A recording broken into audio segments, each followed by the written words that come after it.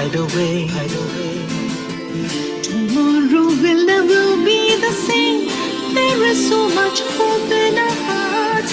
Brick by brick we shall overcome and walk right into a new start. Welcome to the brand new world. Give the children of our Mother Earth. Reach out your hands. Let us heal our earth together. Welcome to the brand new world.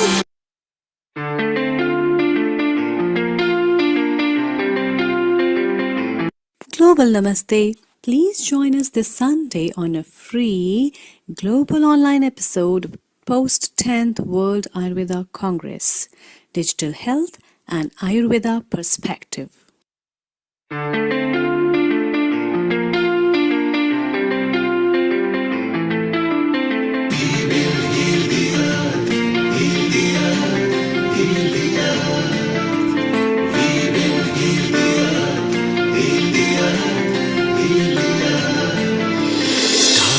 They can tell you stories which are brighter than yesterday.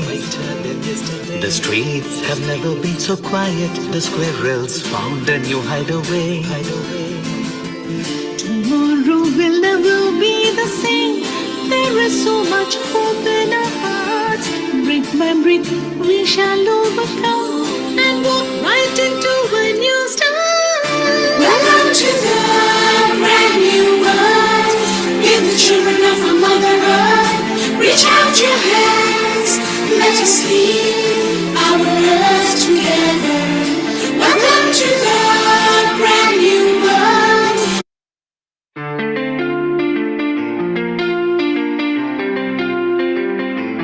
Global Namaste. Please join us this Sunday on a free global online episode post 10th World Ayurveda Congress, Digital Health and Ayurveda Perspective.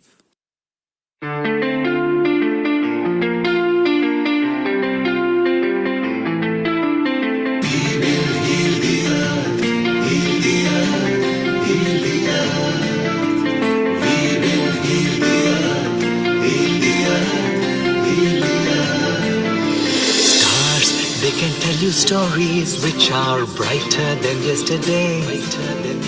The streets have never been so quiet. The squirrels found a new hideaway. Tomorrow will never be the same. There is so much hope in our hearts. Brick by brick we shall overcome and walk right into a new start. Welcome to the brand new world. Give the children of our Mother Earth. Reach out your hands. Let us heal our earth together. Welcome to the brand new world.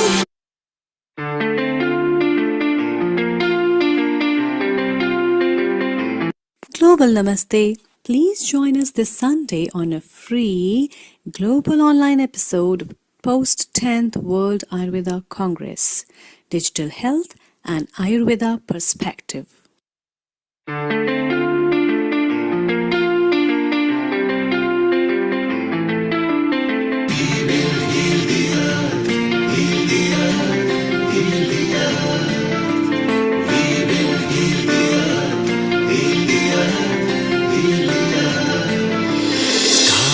They can tell you stories which are brighter than yesterday.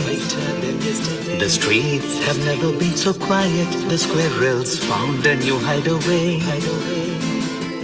Tomorrow will never be the same. There is so much hope in our hearts. Brick by brick we shall overcome and walk right into a new start. Welcome to the brand new world.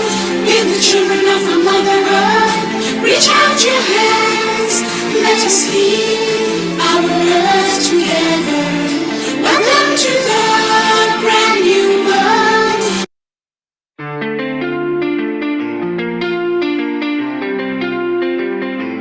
Global Namaste. Please join us this Sunday on a free global online episode post 10th World Ayurveda Congress, Digital Health and Ayurveda Perspective.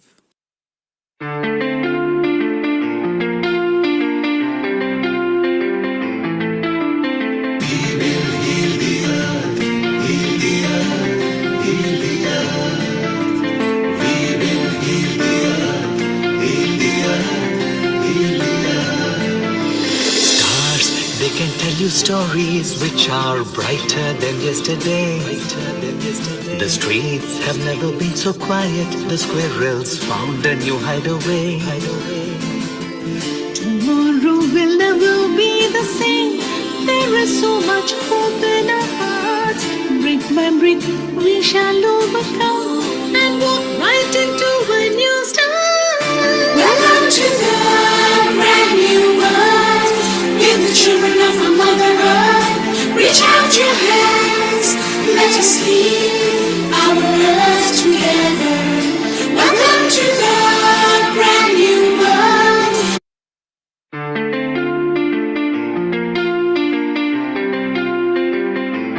Global Namaste. Please join us this Sunday on a free global online episode post 10th World Ayurveda Congress, Digital Health and Ayurveda Perspective.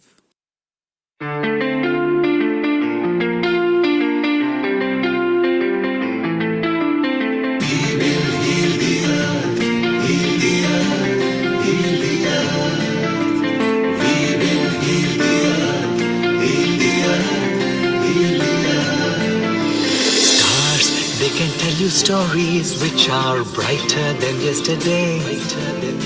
The streets have never been so quiet. The squirrels found a new hideaway. Tomorrow will never be the same. There is so much hope in our hearts. Brick by brick, we shall overcome and walk right into a new start. Welcome to the brand new world. Give the children of our Mother Earth. Reach out your hands. Let us heal our earth together. Welcome to the brand new world.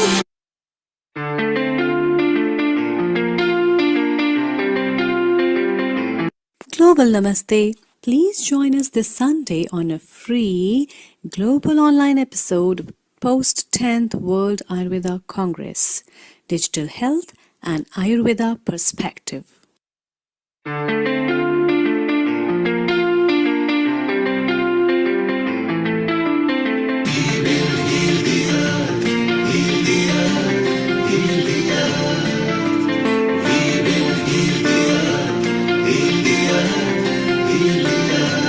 Stars, they can tell you stories which are brighter than yesterday. The streets have never been so quiet. The squirrels found a new hideaway. Tomorrow will never be the same. There is so much hope in our hearts. Brick by brick, we shall overcome and walk right into a new start.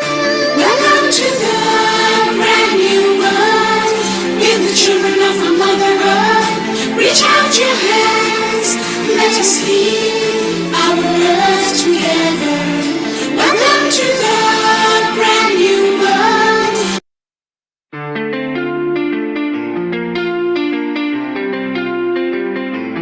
Global Namaste. Please join us this Sunday on a free global online episode post 10th World Ayurveda Congress, Digital Health and Ayurveda Perspective.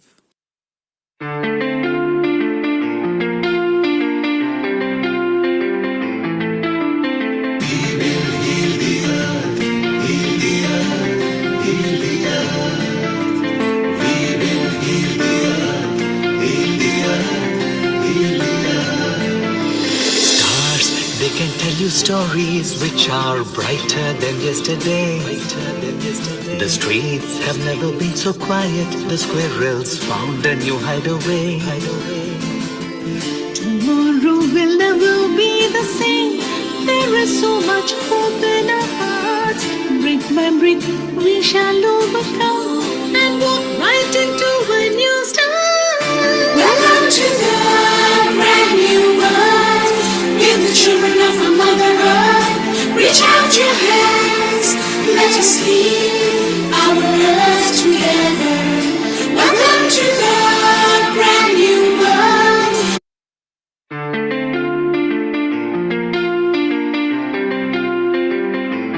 Global Namaste. Please join us this Sunday on a free global online episode post 10th World Ayurveda Congress, Digital Health and Ayurveda Perspective.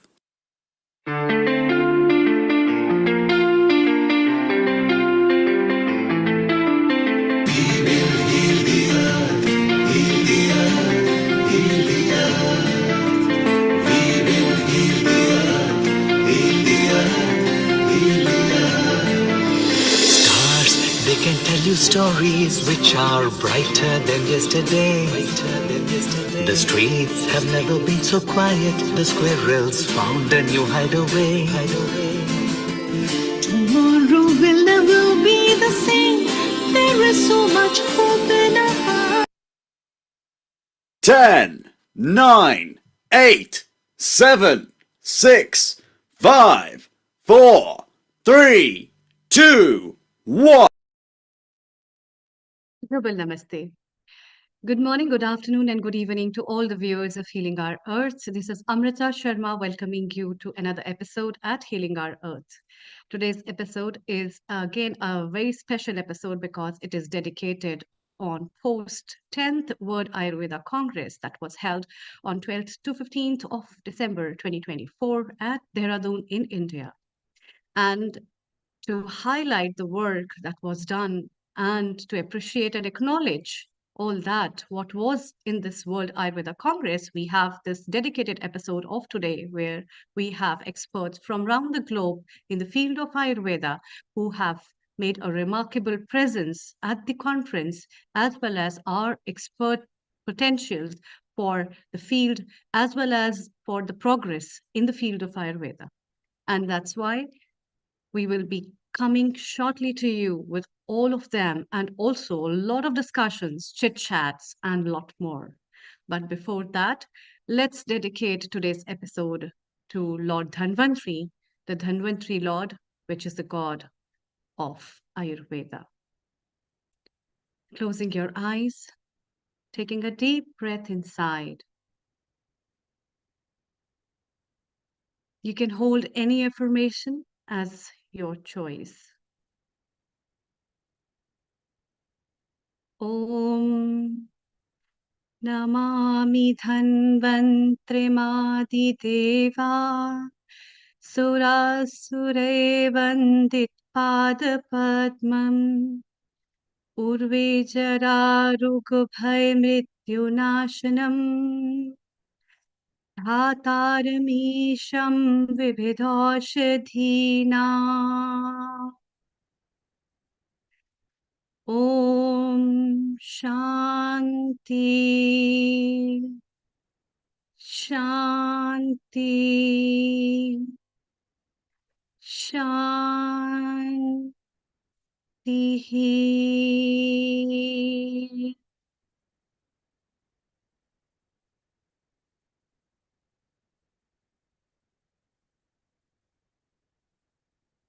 Welcome. This conference was not just an event, but a lot more, because it holds its own importance in its way, where people showcase their talent, where the traditional knowledge system is one of those core themes that India as a legacy is holding. And that's why World Ayurveda Congress that was held at Dehradun itself was one of a breathtaking event where a lot of people showed what the talent India holds and what a remarkable progress India has made in the field of Ayurveda and traditional knowledge system. This event was not just a simple event, as it holded thousands of delegates that participated in this event with over 60 countries, as well as 221 number of companies who had joined hands at this event.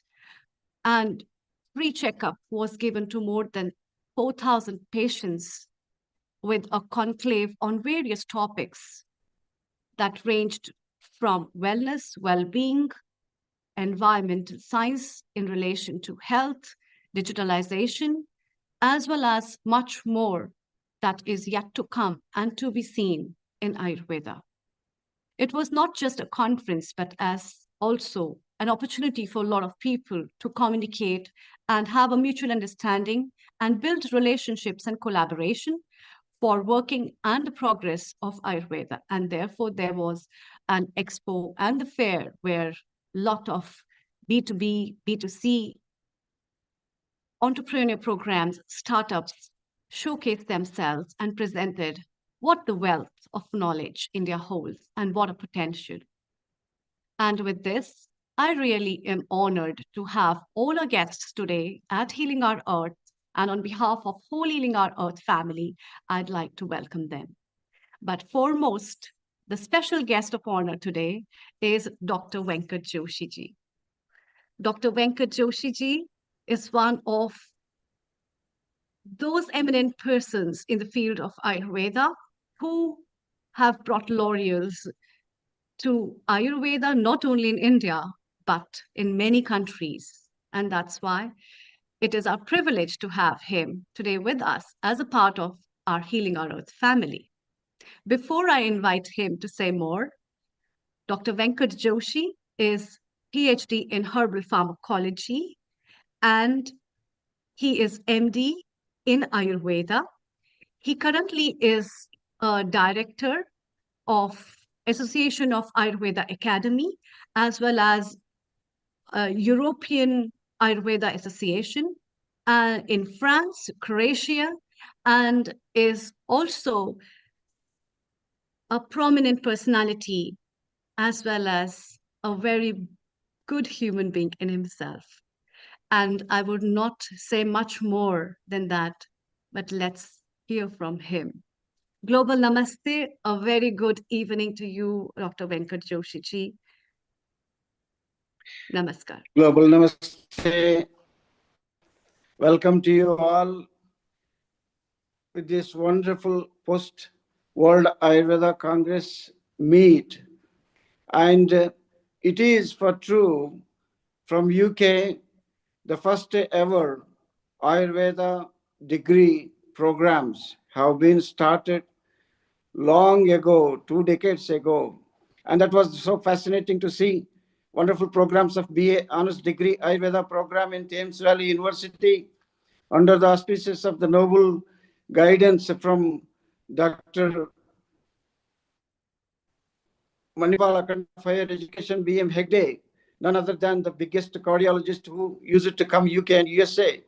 And his support and his continuous efforts for Ayurveda have reached out and reaching into Middlesex University later as well. Our efforts did not fail. From 2005 and 6 onwards, BSc Honors Degree Ayurveda program, MSc programs, we outnumbered at one stage traditional Chinese medicine students even. All the learned scholars, we have not less than 20 qualified professionals, doctors, surgeons who joined in Ayurveda. And it was wonderful to see in United Kingdom. With our efforts being, with the support of parliamentarians as well, we were conducting regular programs. And with all these things now, recently with the Dehradun World Ayurveda Conference, the 10th World Ayurveda Conference, which was a big event, more than 10,000 members attending over 60 countries in representation.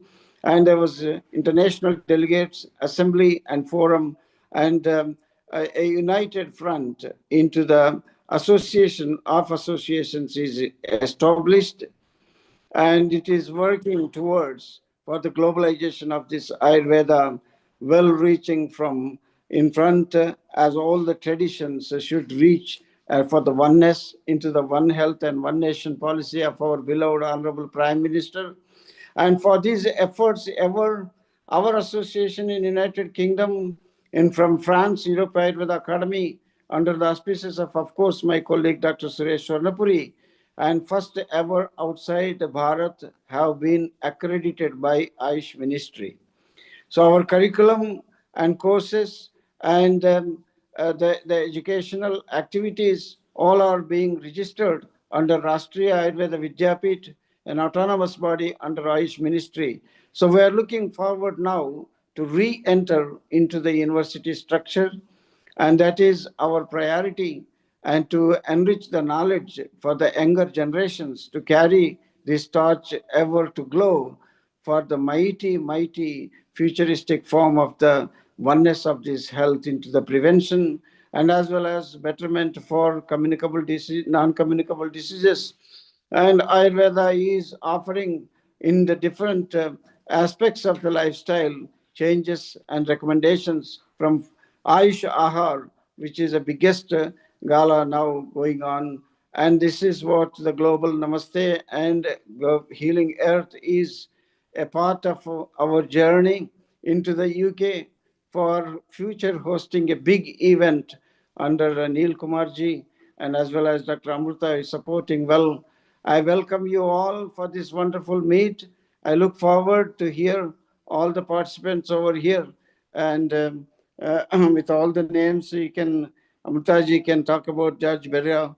Unfortunately, I'm in the one meeting in Gorakhpur. That's the reason why I did not have this laptop. Anyway, I wish you all success. I would like to hear more into the participation. Over to you, Dr. Amrita. Thank you, Dr. Venkat Joshi ji.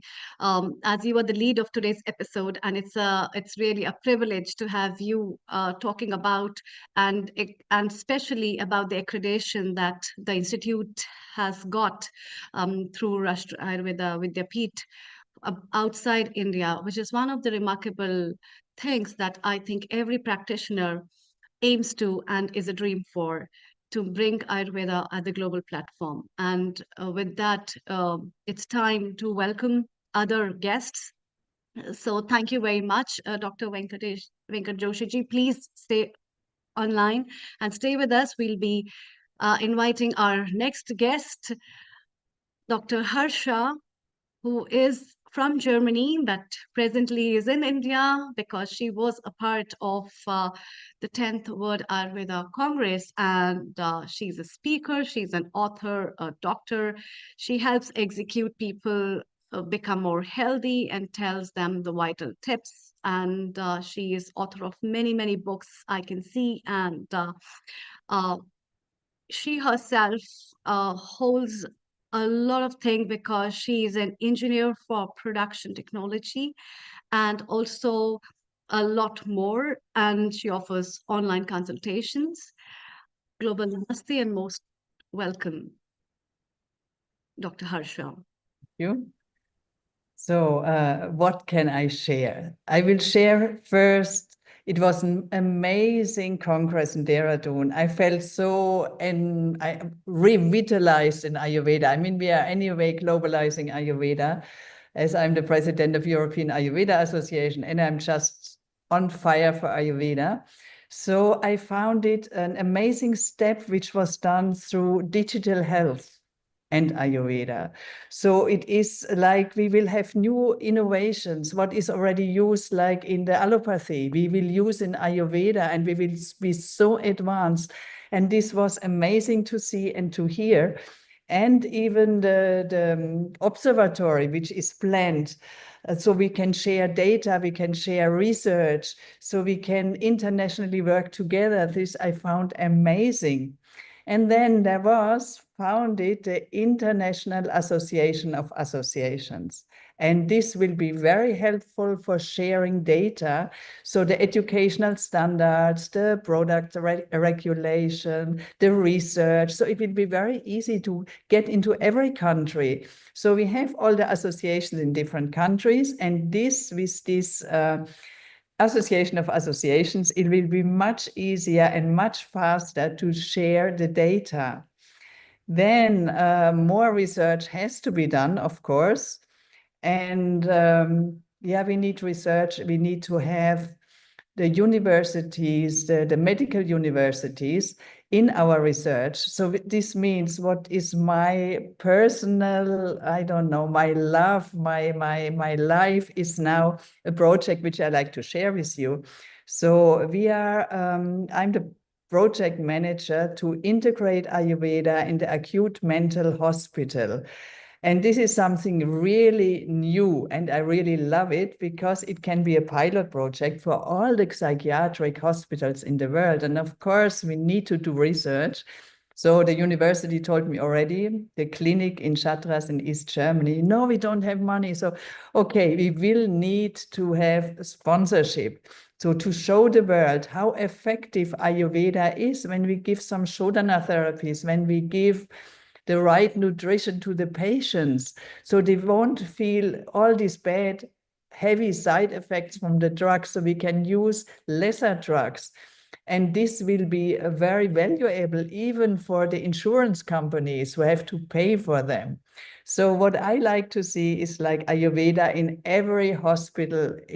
We have to integrate Ayurveda together with the normal Western medicine to show how strong this is, to give the encouragement to all and everybody. And I know from my long experience of treating patients with Ayurveda, how well they feel. You know, they come in very tired, very bad, and suddenly after a few weeks, they are smiling, they are full of life, they are happy. And when we can show that, you know, we need to put this on the big screen, the outcome of Ayurveda, because when we keep it in our nice corner of Ayurveda, it's not enough. We have to share it with the other medical professionals. So this means I like what Dr.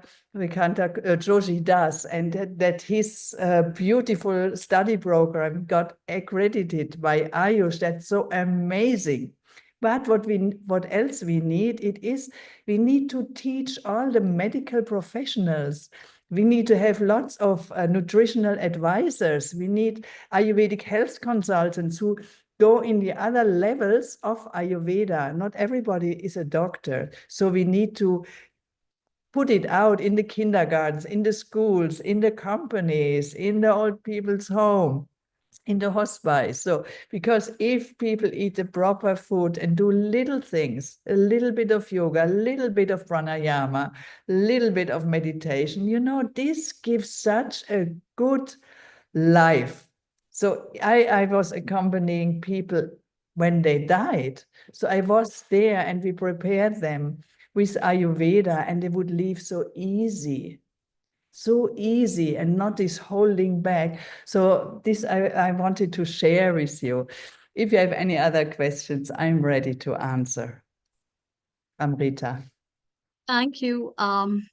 Thank you, Dr. Harsha. So, you have been talking about a lot of very important things which already are in like the light of discussions that we need in the field of Ayurveda. And when you talk about that, it should be brought to the schools, it should be brought to the ground level, which is one of the beautiful concepts which our founder and director Neil Kumar also shares, because basically our future lies with children. And therefore, once we ingrain in children about the lifestyle and the healthy habits that we all grow with, and what Ayurveda has taught, it might bring a lot of change in the society, as well as helping people to know more about them and to balance themselves. And so, can you tell our viewers about, you've been an author as well, and you have been a professional as well.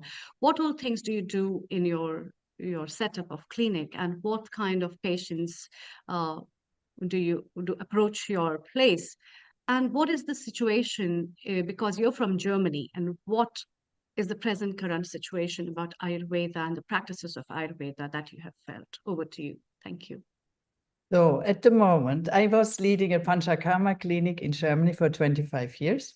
So I'm not having this anymore. I'm more into projects to really globalize Ayurveda. So when I'm invited to a project, then I will bring Ayurveda in. And sometimes I am still helping out in an Ayurveda clinic on Madeira, in the island, when they are short of people, because I love Panchakarma cures, and I like to design the programs.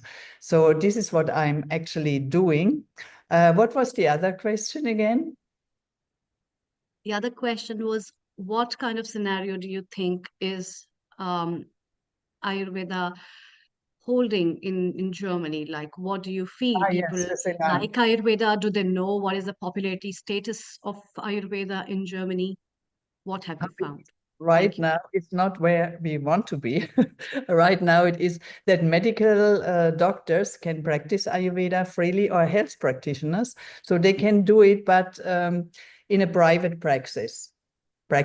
So you are not allowed to do it in the hospital, basically, because you need to stick to your allopathic medicine. So when you're on duty, you have to treat with allopathic medicine. So the other people, like say Ayurvedic therapists, if they give hands-on, so they give Abhyanga or they give all the nice treatments, they can do it, but it's not protected as a profession. And people can give Ayurvedic lifestyle coaching. It is not protected. So it is not a safe frame. So that's why we need to have more educational programs to include that, to make it a proper profession, so make it proper professions. So yeah, unfortunately, we are not so far. So maybe more doctors who learn and studied Ayurveda, the most of them, they go back to do allopathy, because you don't earn much money, because the patients need to pay out of their pocket. So, but sometimes they do it in the following way, like they have Wednesday afternoon, the doctor's office is usually closed, and then they take Ayurvedic patients. So private clinics, private Panchakarma clinics, hotels, that works because people pay out of their pocket. So this means it's now a medicine for the rich people and not for the normal people. That's why I'm so enthusiastic about this project in Germany, in the psychiatry, because their normal patients come, it is paid by the public insurance. Just there, the people can come with the just public insurance, normal people, and that's what I like the most. We need to get there that everybody can afford Ayurveda, and right now it is not like this in Germany. That's why I like these projects and to put it in everywhere.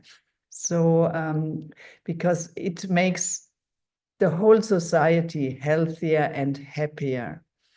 So, and we need to do proper Ayurveda treatments, not just a little bit of Abhyanga, but proper Shodhana therapies in the clinic. So that's what we need. Perfect. We also have our senior resident panelist, Vaidya Rajan Patankar. Before I move to him, my one question to you is that when you talk about Panchakarma, what kind of therapies are you allowed to offer in Germany? All five, normal. You do All Purva, five. all the five. Yes, that's what I always did. So we do all what is needed, or we did all what is needed. This is not possible in private hotels. Like people go as a private patient, so they would have fear. So Vaman is not possible, and Virechan, yes, but not too strong, and enema. So they need to do it themselves, but we did it all. We need to have all the therapies. Otherwise, it's no Panchakarma. You can't call it this way. Yeah, wonderful. We'll be shortly moving to Argentina with Dr. George, but Global Namaste, Vaidya Rajan Patankar ji. It's a delight to have you in today's program as well. And as you are such an eminent expert in Ayurveda field yourself, what have you to say in over a minute on Dr. Harsha, what she is been practicing in Germany? Over to you. Thank you. Thank you and global namaste to all of you.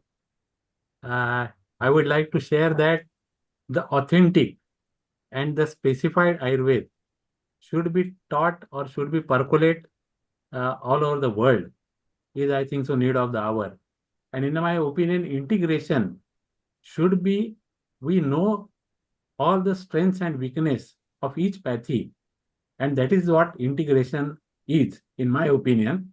It might be different from others, but this is my opinion.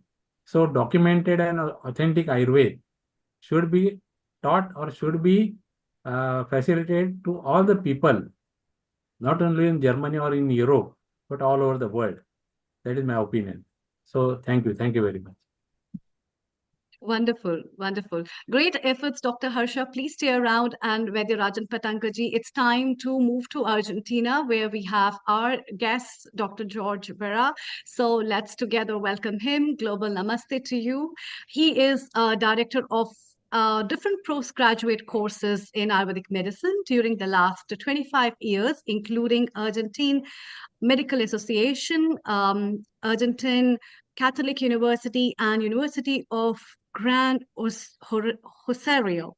He is an honorary professor from Great Rosario University and director of Prema Ayurveda Health Foundation of Argentina, which has a relationship with MOU signed in collaboration with Gujarat Ayurveda University, MOU signed with Rashtriya Ayurveda Vidyapeeth in 2022, and also MOU by which it was recognized as a collaborating center of the Institute of Training and Research in Ayurveda in 2022, and also an MOU by which it was chosen as an academic headquarter of future chair of Ayurveda in Argentina by Ministry of Ayush, and also an MOU with SR Rajasthan Ayurveda University. Wow, that's very, very remarkable. A warm welcome to you, Dr. George. Global Hello to you. namaste. Good afternoon to you. Good morning for me in Argentina. Very happy Good to see morning Dr. to Karls you. and Dr. Prativa and Vasudeva Kutumbakan to all of us. Okay, may I begin sharing some? When I received the schedule of the World Ayurveda Congress, it were 186 pages, and I thought, okay, 20 pages or 10 pages of the scientific session and 150 pages of announcements, advertisement. Really, it were 186 pages of sessions, scientific sessions, oral sessions, poster sessions, and that's very important to share how the Ayurveda community, not only in India but abroad, is Ayurveda is not one static medicine. Ayurveda is a live medicine, and this World Ayurveda Congress has been a very remarkable step in that sense. And what is your experience on what all were the highlights about the conference that brought into light by yourself and taking back to Argentina? How do you think the framework of the rules, policies, and other framework on the legalization of Ayurveda practices, as well as the traditional therapies being taken over, should work or have worked in over time? Over to you. Thank you. I want to share with you that I had participated a lot in 5 sessions, and one of them, it was at the International Delegates Assembly. Other, it was presenting our research with almost 3,000 medical doctors in Argentina. Other, it was related with the opinion of the medical doctors in Argentina about the effectiveness of Ayurveda. And other, it was related with this ashwagandha issue after this Denmark panel, not the Denmark document. And the last one, for me, it's likely the most important, the quantum leap that Ayurveda will face in less than 1 month. Just beginning, from the very beginning, in the International Delegates Assembly, we presented our experience about related with education. We are conducting university courses on Ayurveda for the last 25 years in different universities. Right now at the Argentina Medical Association, Great Rosario University, and we are beginning in a few months at the Argentine Catholic University. And during these last 3 decades, we have trained more than 6,000 students at our institution. Well, between 1,500 to 2,000 of them are medical doctors. And there is a very good acceptance for us. Our most important return, our gift, teaching Ayurveda, is that medical doctors say that after finishing the Ayurvedic courses, they are reconnecting with their vocation to help people after being in contact with Ayurveda. You know that when we began to study modern medicine, I love modern medicine, and I'm in Ayurveda because I love modern medicine. I think that modern medicine is correct, but it is incomplete, and it's completed with Ayurveda. And when you began to study modern medicine, there is all in pieces. but Ayurveda allows us to integrate body, mind, and soul, nature, the families, and so on. That's very, very important. And then this situation that the medical doctors feel reconnected with the vocation to serve people, for us is very, very important. The second point that I want to share with you, during these years, we have conducted one research. We look for the opinion of 3,400 medical doctors, 2,758 of them are from Argentina, medical doctors who are not related with Ayurveda. And we have asked them about 3 points. The research is more extensive, but I want to share with you only about 3 points. First of all, we asked the medical doctors. I insist they are not connected with Ayurveda. They don't know nothing. They know nothing about Ayurveda. If Ayurveda should be taught at the UG level, at the Faculty of Medicine. 50% of these 2,758 medical doctors, they say that Ayurveda should be taught at the UG level. And 70% of the medical doctors, same number, they say that Ayurveda should be a PG course at the university level. And that's very, very important. Regarding the other point is regarding the effectiveness of Ayurveda. 60% of them, they say that they don't know if Ayurveda is effective or not. And a group, they said that I don't want to bring opinion. And the other group, they said almost more than 30%, they say that Ayurveda is effectiveness. A group of them, they said that Ayurveda is effective, but they don't lack scientific evidence. And the other group, they said that Ayurveda has scientific evidence. We have conducted this research along 20 years, and it's very important because at the very beginning, much more people, they say that they don't know if Ayurveda is effective or not, and this percentage has increased more than 50% along these 20 years. Then it's very important. I think that it's related with the global issues, globalization of Ayurveda, the impact of the actions of Minister of Ayush, and of course, we are helping a little with our work at the association at university levels. Just I want to share with you one thing. We began to study Ayurveda more than 35 years ago. And when we, after learning, after practicing, and when we want to share Ayurveda with all our community, at that moment, the yoga center, the doors were open to us to teach Ayurveda there. But we prefer to the path, difficult path, but we think much more useful to put Ayurveda in the best place possible. And for us, the best possible place are the universities. The universities are the places where the new ideas are discussing with traditional forms. That's very important. And it's a place to spread the knowledge to different places. Okay, I don't know how I reached this place. Sorry. If you want to ask me a question. No, that's really wonderful. This is what we wanted to know actually, and how the traveling journey of yours from over these 35 years, and how the progress of Ayurveda, the word Ayurveda, which people from the Far East sometimes was like an unknown word to them, is pretty familiarized now. And it is just because of the efforts of people like all of you who have been in these parts of the world, spreading the word of mouth, as well as the belief system. Where will the faith build in? The faith will build in from your own self, from the soul self of who are the people who will be taking this along to have a belief system of what I live in Ayurveda, so is the life in Ayurveda. And that's why I think this is a very good point that you have placed forward, that rather than putting Ayurveda in the pit pockets of just yoga centers globally, it should come to university level where people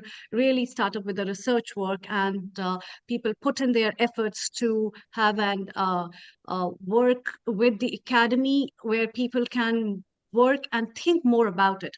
So what kind of progress in terms of research has been there in Argentina, as you have tie up with a lot of universities? Are there any specific researches that are taking place? Can you just throw some light on us for our Yes. viewers? Over Yes, to you. I want to. Thank you. I had been previously to World Ayurveda Congress. I had been in Aroja, the research congress from All India Institute of Ayurveda, and from Delhi I went back to Argentina, to Malaysia for WHO. I want to share also that experience, and later Argentina, later to India again. It was in less than 45 days. I want to share that, and that's very important. We conducted research with almost very critically ill patients, which the only solution was heart transplant. Patients with cardiac failure, ill terminal patients in a very remote area in Argentina, illiterate patients in a very poor area during pandemic.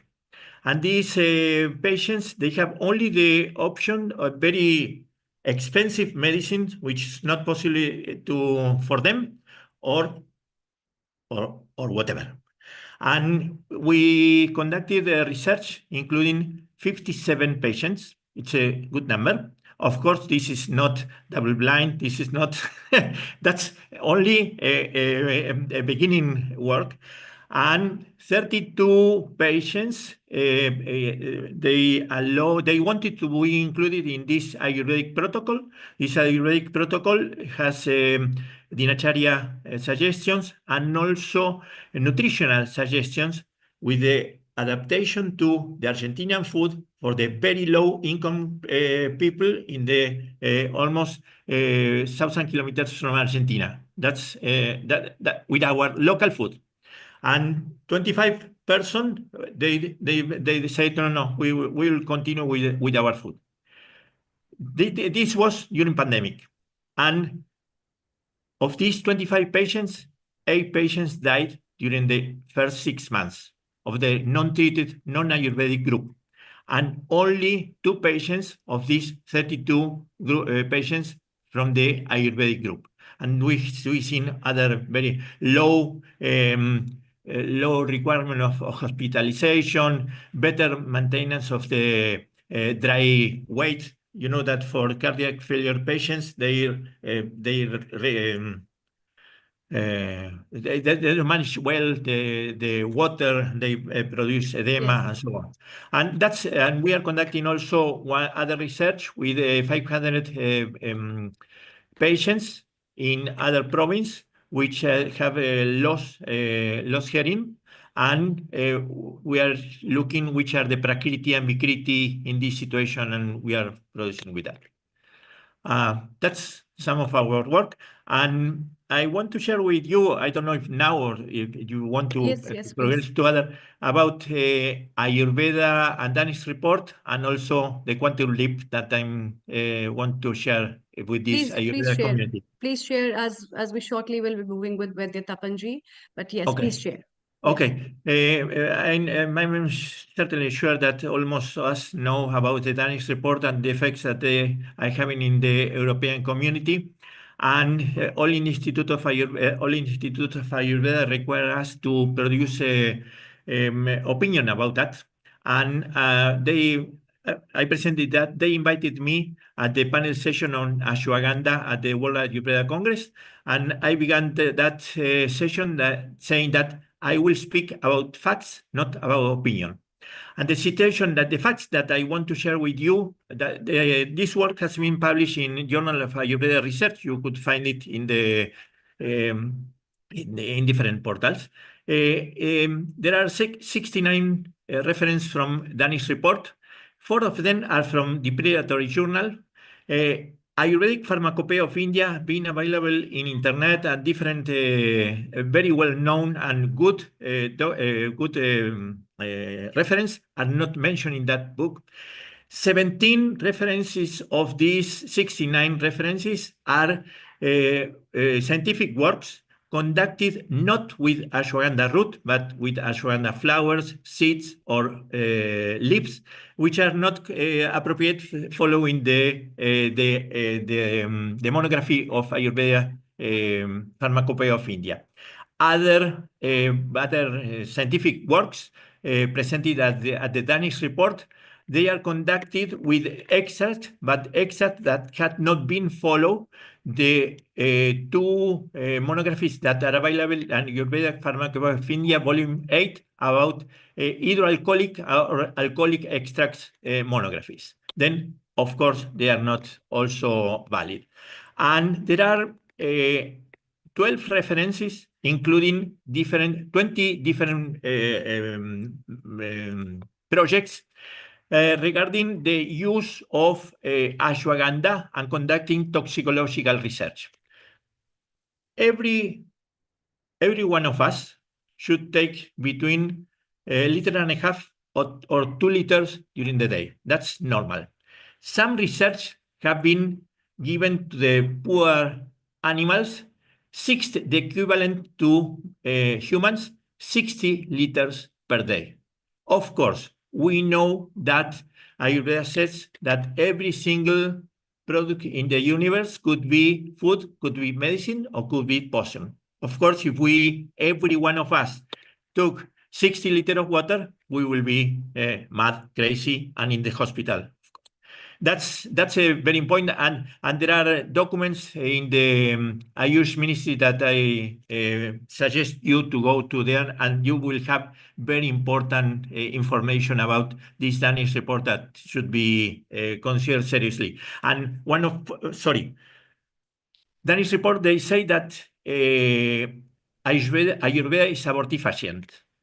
We have I guess that all of you know PubMed. We went to PubMed. There is no single, and we are very good searching scientific literature. There is no single report about abortifacient Ayurveda of ashwagandha at PubMed. And we had gone also in a proper way through all Charaka Samhita, Susutra Samhita, Astanga Hridaya. There is no single reference of Ayurveda, Witania somnifera, ashwagandha, or ashwagandha related with abortifacient effect. Then they said in the Danish report, they refer to Ayurvedic American Herbal Pharmacopoeia. And if any one of you are going to American Herbal Pharmacopoeia, in the landing page, in the portal, in the first, the first things that you are seeing is that about the false claims that the Danish report is saying, because the WHO, which is the reference for the Danish report, is not appropriate mentioned in that pharmacopoeia. Okay, it's a lot of things, and I'm sure that if any one of us is asked which is the medicinal plant for traditional Chinese medicine, immediately we think ginseng. If any one of us asks which is a medicinal plant from Ayurveda, it's ashwagandha. Then there are also things. This is opinion, but in our work we have presented also facts, and that's very good facts also. Yeah, may I mention that's about very nice. Yes, may I mention about WHO? Keeping You are the time frame. Yes. Yeah.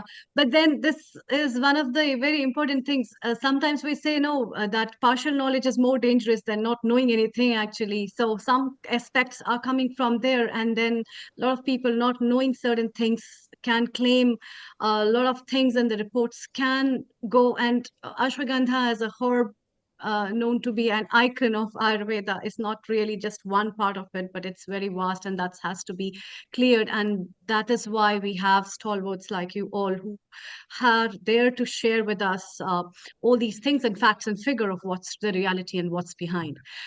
Let's have a quick comment from our founder and director, Neil Kumar. I would also like to introduce everyone to our founder and director at Healing Our Earth, Neil Kumar, who has putting his tremendous efforts from all these years ever since pandemic to bring people together and work on this mission of spreading education and entertainment for everyone.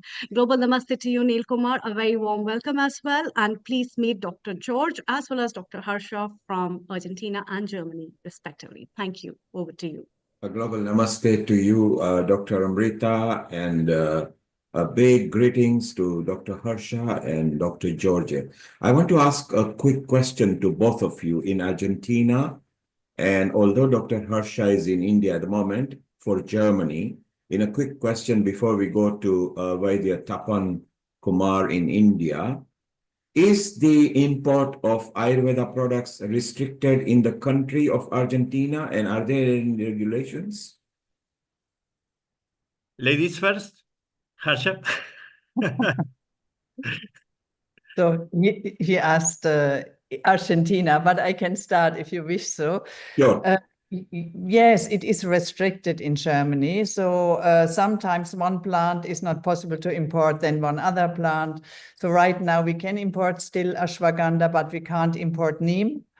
So I think our way out is to go for registrations in the future. So we have Ayurveda as a traditional medicine, which is impossible right now because of the European legislation from EMA, European Medical Agency. So they see that we can't have compound products registered because it is impossible to make the lab tests what they want.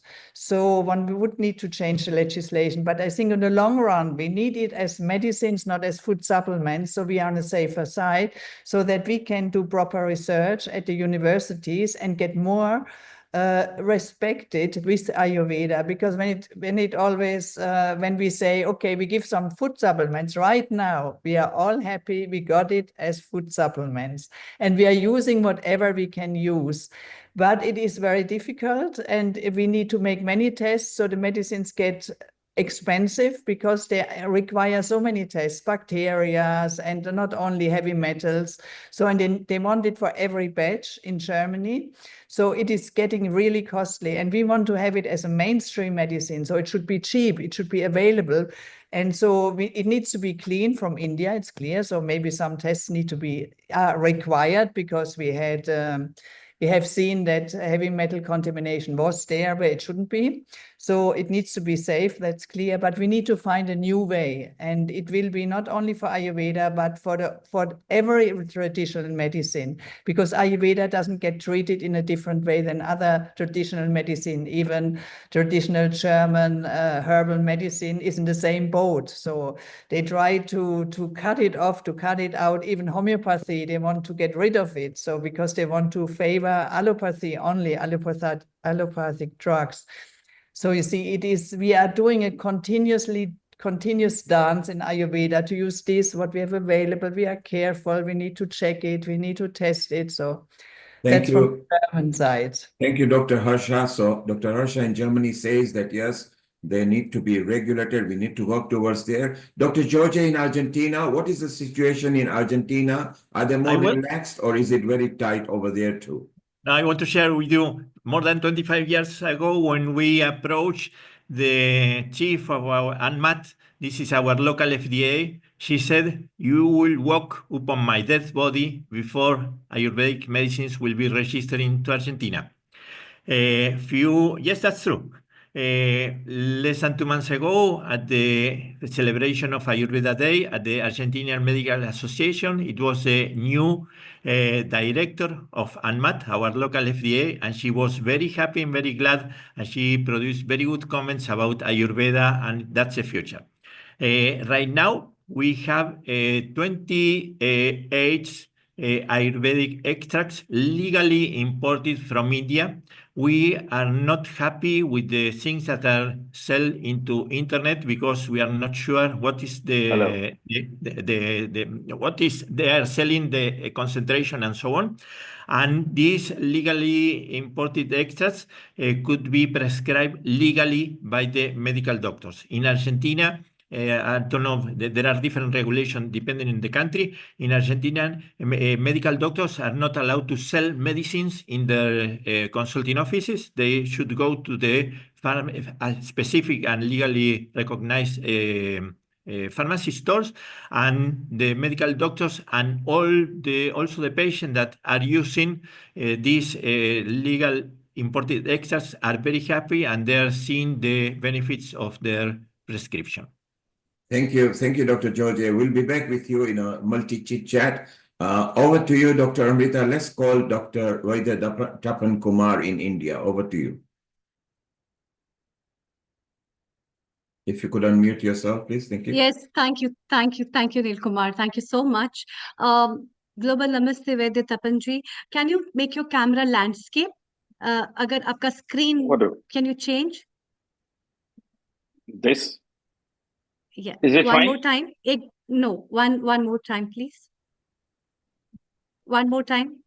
No, once again. So Ek bar aur. No. So you are doing landscape, then you just flip the camera. Filhal, it's looking like a phone. So you did the landscape, it was correct. Just flip the camera. Perfect. And now just turn the camera so you are landscape, just like Amrita. It is landscape, but it's upside down. Just camera ko guma Are di. you on mobile? That's Yes, it. Perfect. Perfect. Oh, fine. Yes, I would like to read few words, his short biography. Vaidya Tapanji is a fourth successor of Ayurveda practicing family of renowned stalwarts of Ayurveda, graduated from JS Ayurveda Mahavidyalaya in 1983 with post-graduation from Jamnagar and started his practice in 1987 and has served at various reputed academic institutions in various capacities from a lecturer to an emeritus professor since 2002 till the date as a teacher, a guide, a PG as well as PhD guide, and his special areas of academic interests is Kai Chikitsa, which is internal medicine of Ayurveda, nurtured a number of graduates and postgraduates spreading across the countries, humbly holds various posts at various trusts, professional houses, charitable organizations. He's a founder member, trustee, director, as well as managing director, and is a team leader. He manages up successfully a lot of things, as well as he has established a Samhita, addressed public in various scientific gatherings at national and international conferences, visited various countries for the promotion of Ayurveda and academician, as well as designed courses for Vaidya, especially in Nari Pariksha, and advancement of Ayurvedic practice, clinical nutrition, and as an innovative academician, he has nurtured more than 550 Vaidyas in his field. He is a member board of management at Maha Gujarat University. Okay, Global it's Namaste enough. and most welcome. Namaste. Yes, Good evening. I am very happy to be in the midst of this global crowd. I am Vaidya Tapan Kumar and greetings from Gujarat, Ahmedabad, India, Bharat.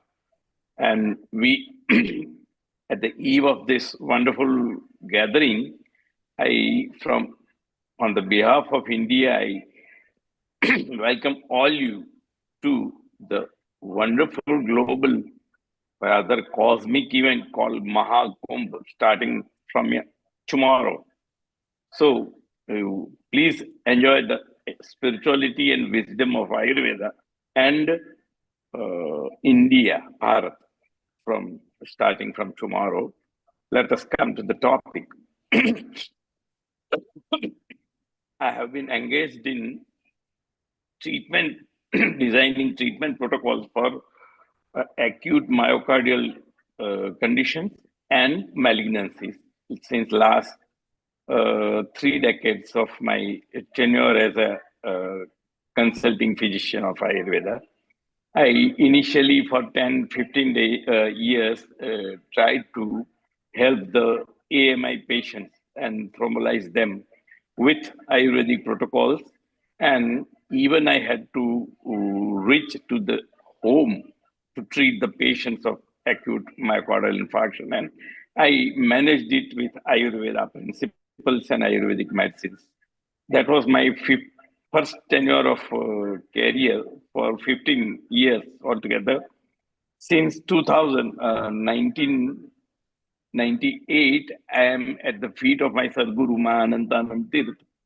and I am trying to help the malignancy patients to keep their lives more qualitative and more enjoyable with the Ayurvedic therapies, Ayurvedic medicines, and Ayurvedic Panchakarma, specially designed Panchakarma protocols for malignant patients. It includes Rasayana and Panchakarma therapies. And this way, I have seen and witnessed under the feet of my Sadguru more than 40,000 patients of malignancy of various origins. And but at present, since last 5 to 8 years, I am totally dedicated in the assessment of patient with Ayurvedic principles, that is Do Dharma, that is Dosh, Dhatu, and Mal. I try to find them through Nadi Pariksha, and I assess each and every patient on Dosha, Dhatu, and Mal, Agni. These are 4 components which can be assessed anywhere in the world for any global person who may be Indian, who may be Chinese, or maybe Negro, maybe European. But he will be having Dosha, Dhatu, and Mal, Agni. So these 4 components, if we assess in any patient or any person, then irrespective of his diagnosis, maybe malignancy, maybe Paget disease, maybe Jordan syndrome, maybe XYZ, we assess the patient on the base of Nadi, that is Dosha, Dhatu, Mal, and Agni. And we try to balance them. And when we balance them, what we Ayurveda call it as a Dhatu Samya, means restoring the equilibrium of Dosha, Dhatu, Mal, and Agni. That most of the people know Sama Dosha, Sama Agnischa, Sama Dhatu, Mala Kriya, Prasannat, Mendriya, Mana, Swasthiti, Vajite. So these 4 components, Sama Dosha, Sama Agni, Sama Mala, and Sama Kriya. These 4 components, if they are balanced, then any disease under the sky can be demolished very easily. So I am now today to interact with this, or what I should say, exposed to this audience, that Nadi is the easiest source of global diagnosis of Ayurveda.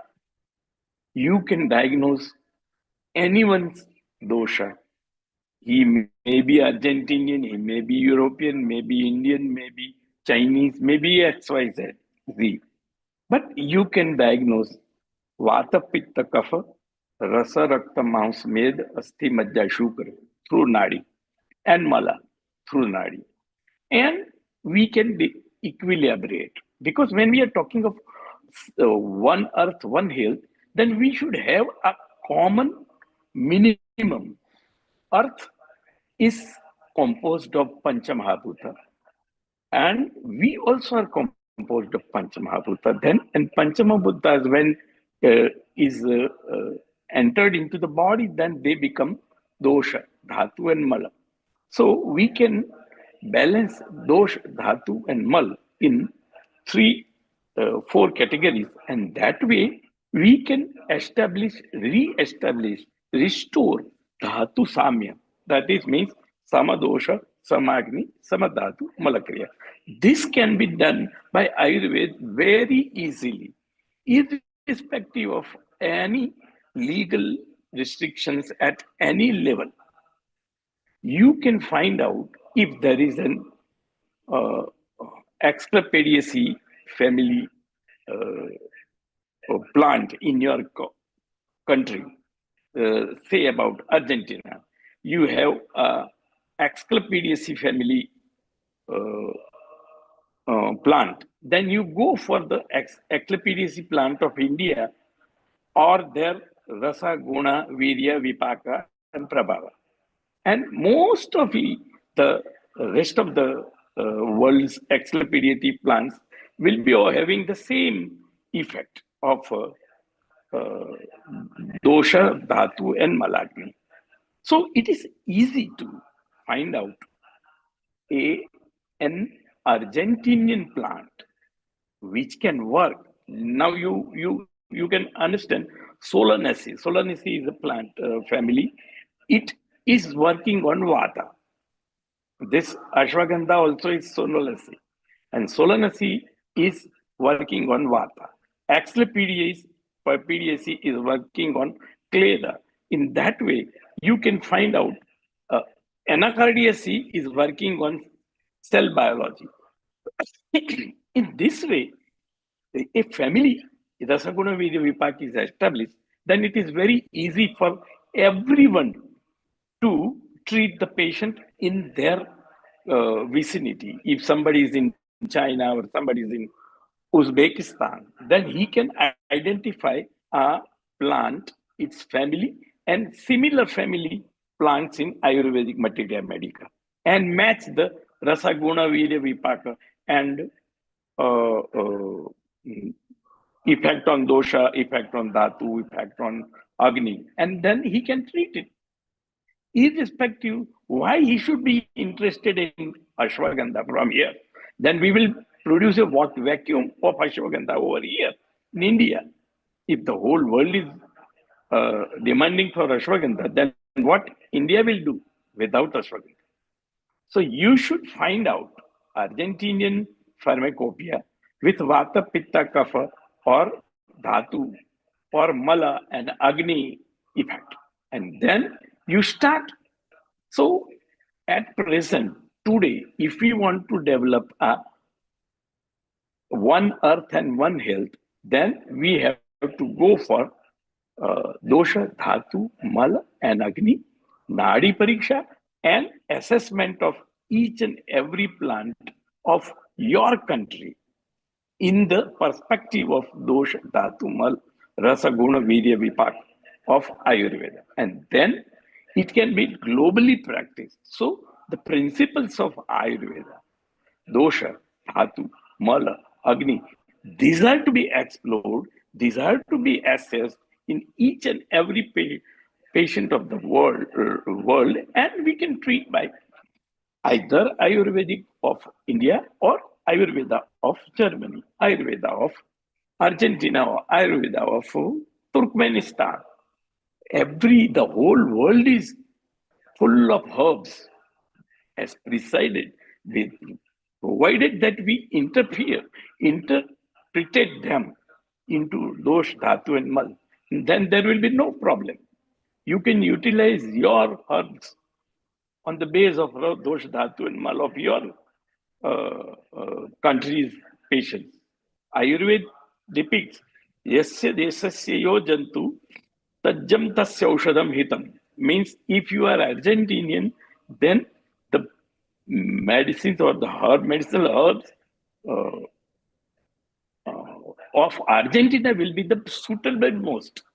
You do not go for ashwagandha, you do not go for Chyavanprasha.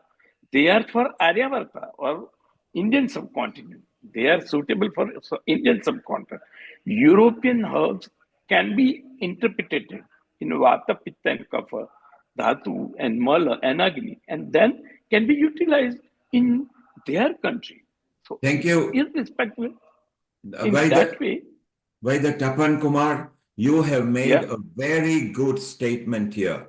Shortly, we'll be going to Dr. Mangesh. But before we do that, George in Argentina and Harsha, he has made a very good point that you stick to the principles of Ayurveda, but you can source the products from the country of origin. So you can be in Kenya, Madagascar, Argentina, Germany. And he is saying that maybe the local or the country of destination products or herbs or material will be even better, because Ayurveda also teaches about season, that you should eat fruits and vegetables of a season that you are in. So Dr. Tapan, that's a very good point. It's one of the salient points we should bring in international conferences, that, okay, fine, you may not trust the Indian herbs or products, or maybe because of what you find in them. How about products or herbs or material of your country? So a quick comment for 30 seconds, Dr. George and Dr. Harsha, Yes. before we Yes. move to Mangesh Kumar. Yes, just I want to share with you that we have checked all the Ayurvedic Pharmacopoeia of India regarding Rasayana activities of the 665 monographies of the Ayurvedic Pharmacopoeia of India. 53 monographies are related with Rasayana activities. Of these 53 monographies, 20 of these medicinal plants are available in Argentina. And also we had gone through all the Ayurvedic Pharmacopoeia of India and checked all the medicinal plants of Latin America, and 121 medicinal plants from Ayurvedic Pharmacopoeia of India are naturally growing, not with the seeds coming in one baggage from India, are naturally growing in our country. And that will be a good step for the legalization of Ayurvedic remedies also in our region, because it's much more easier to legalize plants that are in our region. And so, very thanks, Professor Tapan Kumar, for your comments. Thank you, George. And Well, Dr. Harsha, same question to you. Yes, so of course, it's already done that Ayurveda specialists already look into the herbs, Rasa, Virya, Vipak, Prabhav. It's normal. The point is that in Germany, the legislation is for German phytotherapeutics the same like for Ayurveda. So it doesn't mean it is easier for German herbs or European herbs to make products out of it.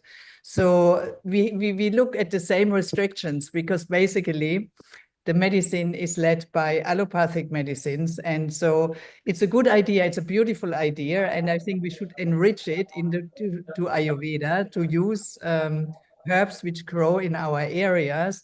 But right now we don't get a big step further in that because of the restrictions. Thank you, Dr. Harsha. So Tapan Kumarji, even Harsha and George both recommends that, yes, it's a very good idea and it's something we should pursue. Stay around, Vaidya Tapan Kumar. You got a lot of wisdom, and shortly, after 10, 15 minutes, maybe we can take this question again. Thank you very much. Yeah. Well, Amrita, let's go to Vaidya Mangesh Deshpande. Again, we go to India and see what he has got lined up for us. Over to you, Amrita. Thank you.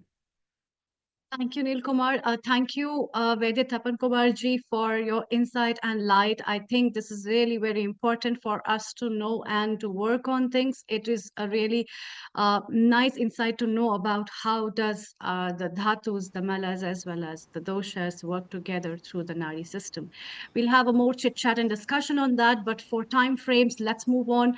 And it's time to welcome our next guest, Vaidya Mangesh Deshpande. He is a proprietor of Vedang Ayurveda and Panchakarma Clinic, as well as director of Orthoved Hospital and Dean of Orthoved Hospital. He has an academic profile of being an MD from Sharir Rachna, as well as he has a fellowship in sports rehabilitation, as well as orthopedic rehabilitation. And he has awards and recognitions and has many, many laurels to that. He has authored 2 beautiful books called as Neology, as well as has a chapter in therapeutic nutrition and clinical orthopedics, and has experience of plus 20 years of his practice in bone, joint, and spine disorders. He conducts various workshops which is related to orthopedic works, and lot more has been added to his credits. He has a lot of contribution in the conference, where he has conducted a workshop, launched a book, and has been a chairperson in the X-ray session at World Ayurveda Congress. Not adding much, it's time to welcome him. Global Namaste, very good evening. Namaste. Thank you, Vaidya So, Amrita ji. Vaidya Mangesh, yes, it's time for you. What all you have to add on after what I have added. Thank you. And then we move shortly to Dr. Pratibha for quick comments. Thank you. Yeah, immediately we can go to a post-WAC session. there were 3 days related to me. So I would like to comment on all these 3 days. First was 12th December, 10th World Ayurveda Congress, and it was mainly related to Chaya Evam Vikruti Vignan department. It was related to that. It was in the afternoon, and shaping Ayurvedic diagnosis through X-ray insights. That was my subject related to workshop. It was a 4 hours workshop related to that. Uh, and delegates from across India, ranging from senior practitioner to enthusiastic students, were gathered there. They participated in that session. The workshop was delivered by me at that time. It was 3.5 or 4 hours workshop. It was related to mainly blending traditional wisdom with modern diagnostic approaches. See, radiology is basically physics, and it was related to Ayurvedic Nidan Paddhati. The seamless flow of the program was conducted by Dr. Hema Sarang, uh, and presiding over the session, Dr. Sanjeev Sharma. He is Dean of NIA Jaipur. He was chairperson, and he is having illustrious figure in the field of Ayurveda. uh, he gave some insightful thoughts and engaged the event. Related to journey of workshop, there were 6 to 7 subjects which were tackled at that time. First was unlocking posture related mysteries. It was mainly examination techniques related to lumbar disc syndrome, then correlating postural imbalances with radiological findings. Hetu, finding out hetus with the help of radiology, with the help of vertebral bodies, shapes or different shapes of vertebral bodies, and say the hetus are Vyama, Dapatarpanat, Prapatanat, Bhangat, Kshayat, Jagarat, Veganam cha Vidharanat. These are hetus of say Vata Prakop, and these hetus can be find out with the help of shapes of vertebral bodies. We can find it out with the help of X-rays of LS spine, lumbosacral spine, AP, and lateral views. Then Nasya Karma, Griva Basti were presented as powerful interventions for cervical spine disorders. Hands-on demonstrations of palpation and mobility tests were followed, where participants eagerly honed their skills. Session was concluded with lively question and answers. Uh, the second session was related to cervical spine. In this cervical spine, along with say Griva Basti, along with Nasya, Vaman was incorporated. Vaman is told by Acharya Sushrut in Trik, Bahu, and Prushtha Shul, Prusthagata Vat. So it was the experiences were shared related to that also. The third session was related to hip related stories. Hip related x-rays were shown, and osteoarthritis, mainly osteoarthritis of hip joint, sandhigata vat of say Vangshanagata Sandhi, and the second was avascular necrosis, that is Urustamba, was explained in detail. It was explained with some with some case studies also. Faber test, other radiological evidences were given at that time, and Ayurvedic solutions, particularly Panchakarma therapies like Vangshan Basti, were presented at that particular moment. Fourth one was knee related problems, meniscus injuries, ligament injuries, all functional components related injuries were demonstrated at that session, and there were x-rays were shared at that time. X-rays, panchabhautikatva of that particular osteophyte, and according to that we have to give pinpoint Ayurvedic treatment.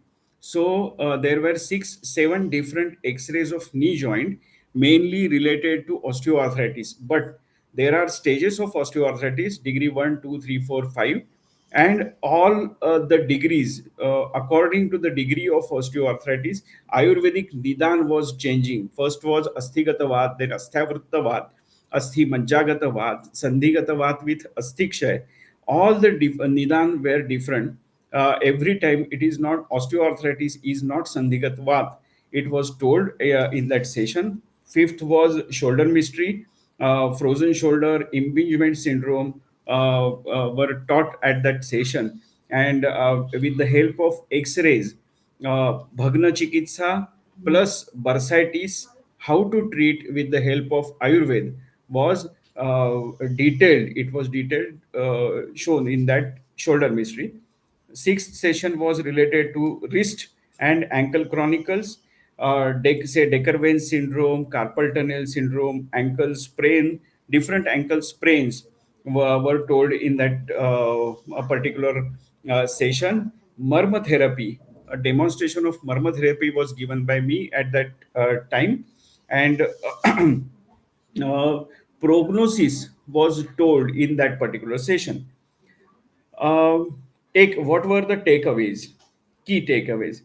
Uh, the chairperson delivered concluding remarks in that he lauded integration of radiological insights with Ayurvedic diagnosis. He emphasizing the importance of such initiatives in advancing the practice of Ayurveda. Dr. Hema Sarang collected feedback from participants, and the response was really overwhelming. Many delegates expressed how the workshop had broadened their practice and equipped them with practical skills. That was the first day. Second day was related to my book launch. It was a really unforgettable moment. The book is, you all must be knowing this. It is From Shadows to Diagnosis, a clinician's comprehensive guide to X-ray interpretation through Ayurvedic principles. And there are some clinical cases insights. There are 39 clinical cases were there, and this is the book. This is the book, and it was at Grand Ganga Hall, and the Secretary of Ministry of Ayush, Government of India, Padma Shri Vaidyaraj Rajesh Kotecha ji, graced this occasion at as a chief guest. His presence alone lent immense weight to the event. But the list of dignitaries didn't stop there. Vaidya Jayanta Dev Pujari ji, he is chairman NCISM. Vaidya B.S. Prasad, president of Board of Ayurveda at NCISM. Vaidya Ravi Narayan Acharya ji, director general of CCRAS. Vaidya Pawan Kumar Godatwa, representing WHO, and the iconic Vaidya Namudri ji from Kotakkal Arya Vaidyashala were present at that. And the book represents years of research, years of practice, and say bridge between Ayurvedic principles and modern diagnostic. Padma Shri Vaidyaraj Kotecha ji delivered keynote address that truly moved us. He describes the book as the dawn of new epoch in Ayurvedic education. And really, those words were very great for me. Really, that stuck a chord deep within me, because it's exactly what I hope this book would achieve. It's not just a guide, it's a vision for how Ayurveda can evolve, how we can embrace technology like X ray imaging while staying true to our roots. Vaidya Jayanta Dev Pujari ji, Vaidya B.S. Prasad ji, who spoke about the potential of integrating this knowledge into Ayurvedic curriculum. To hear them discuss how From Shadows to Diagnosis could shape the education of future practitioners was really an honor. Discussion was continued with insights from Ravi Narayan Acharya ji, who highlighted how the book provides practical solutions to complex clinical challenges. And of course, Vaidya Pawan Kumarji was passionately spoke about the revolutionary potential of combining X-ray insights with Ayurvedic diagnostic tools. The highlight for the book was Vaidya Namudri also. The recipient of Bruhatri Ratna Award, he also held the book with a smile and blessed me. Uh, the It was really a magical moment. So you can also go through this book, From Shadows to Diagnosis, a clinician's comprehensive guide to X-ray interpretation. My first book was neurology. There were 36 clinical cases related to knee joint only. In that case, the 5 cases were this is the book. Thank you, Amritaji. Last one, the third day was workshop. It was related to integration of X-ray with Ayurvedic Nidan. It was radiologic, Shakiran. 15 plus participants were there, and there they were clinicians, students, professors also. Some people talked about terminologies and Ayurved, correlation between X-rays and Ayurvedic terminology, clinical applications of X-ray and Ayurvedic treatment was told by some people, was presented by some people, and that workshop was also a new event in World Ayurveda Congress. That was new invention, Thank you. and it was done by Vaidya Pawan Kumar Godatwar sir. So I Hmm. thank all these people, and it was very insightful and a different topic. First time it was introduced in the field of Ayurveda, not in World Ayurveda Congress. It was in Ayurveda, and right now Hmm. also they are talking about the research work. We are already joined them as research fellows for X-ray and Ayurvedic Nidan Paddhati. So Wonderful, wonderful, these were 3 wonderful. days seminar, and I'm happy with that. Thank you. Yeah, that adds on to digitalization and modernization of Ayurveda, starting up from the real book of Sushruta and bringing it back on the dimensions of medical history to turn on the page to take over. And let's have a quick comment from our founder and director Neil Kumar, and then we move to have comments from Pratibha Shah and take up a second or two of comment from Dr. George. Over to you, Neil Kumar. Thank you. Thank you, Dr. Amrita, and congratulations, Dr. Mangesh. You had a good report about the shadows to diagnosis. For those people who wish to know more about this, there's a good write-up in Amazon, and you can buy it as well. And even the famous Waterstone are promoting this. So well done, and congratulations, Dr. Mangesh, and stay around. We'll be with you shortly when we do chit chat. And thank you very much. Amrita, Thank you. Yes. let's tell people more about what MBCC stands for and what is happening there in IIT Mandi. So if you could tell us, and maybe we can share screen and show to the people. Yes. So thank you, Neil Kumar. We welcome everyone for this upcoming conference at IIT Mandi. The Indian Institute of Technology from the Department of Indian Knowledge System of Mental Health Application is hosting up a conference on Second International Conference on Mind, Brain and Consciousness, which will be held from 4th to 7th of June 2025. And it's across various themes on science of consciousness, theories of perception, quantum perception, cognitive psychology, um, as well as biomarkers, science of intelligence, Ayurveda, mental health, performing arts, IKS interventions on mental health, Indian philosophy, sleep and dream studies, wearable devices of Indian knowledge system, sensing technologies of IKS with AR and VR, as well as Indian knowledge system based on music therapies and music personality traits.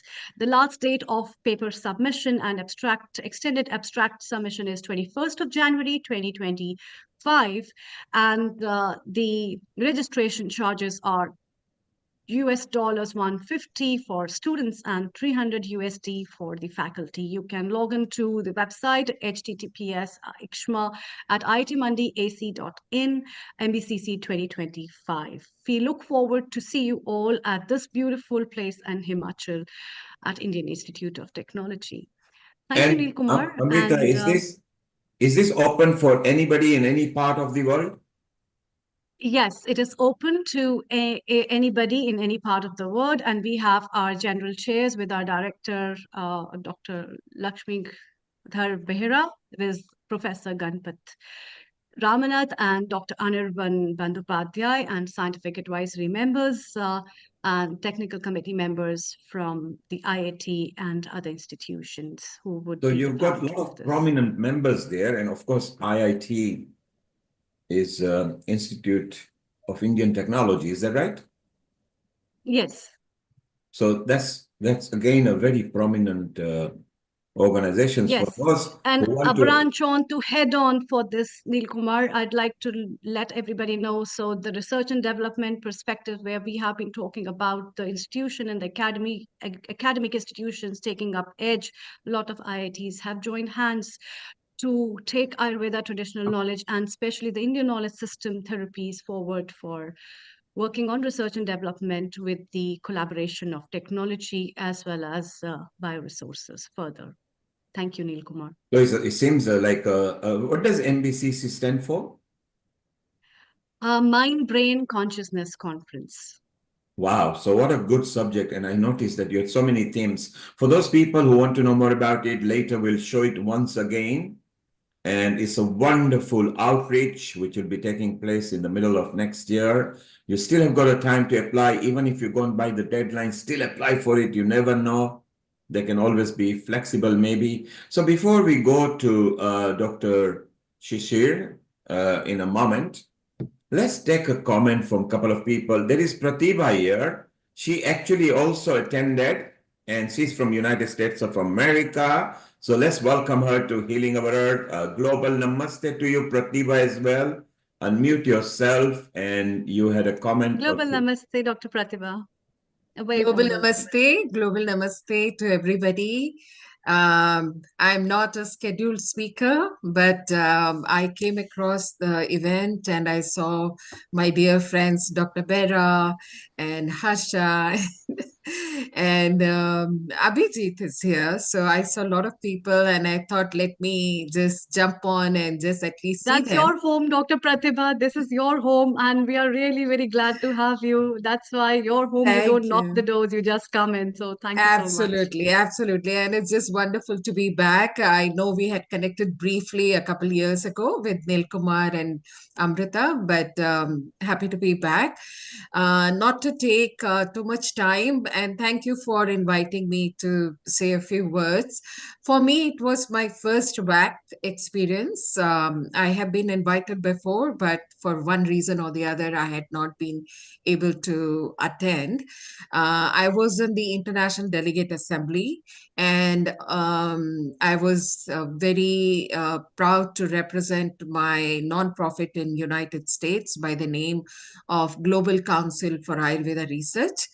So we are, my background is from Ayush. I used to be in Ayush for 13 years before coming to US.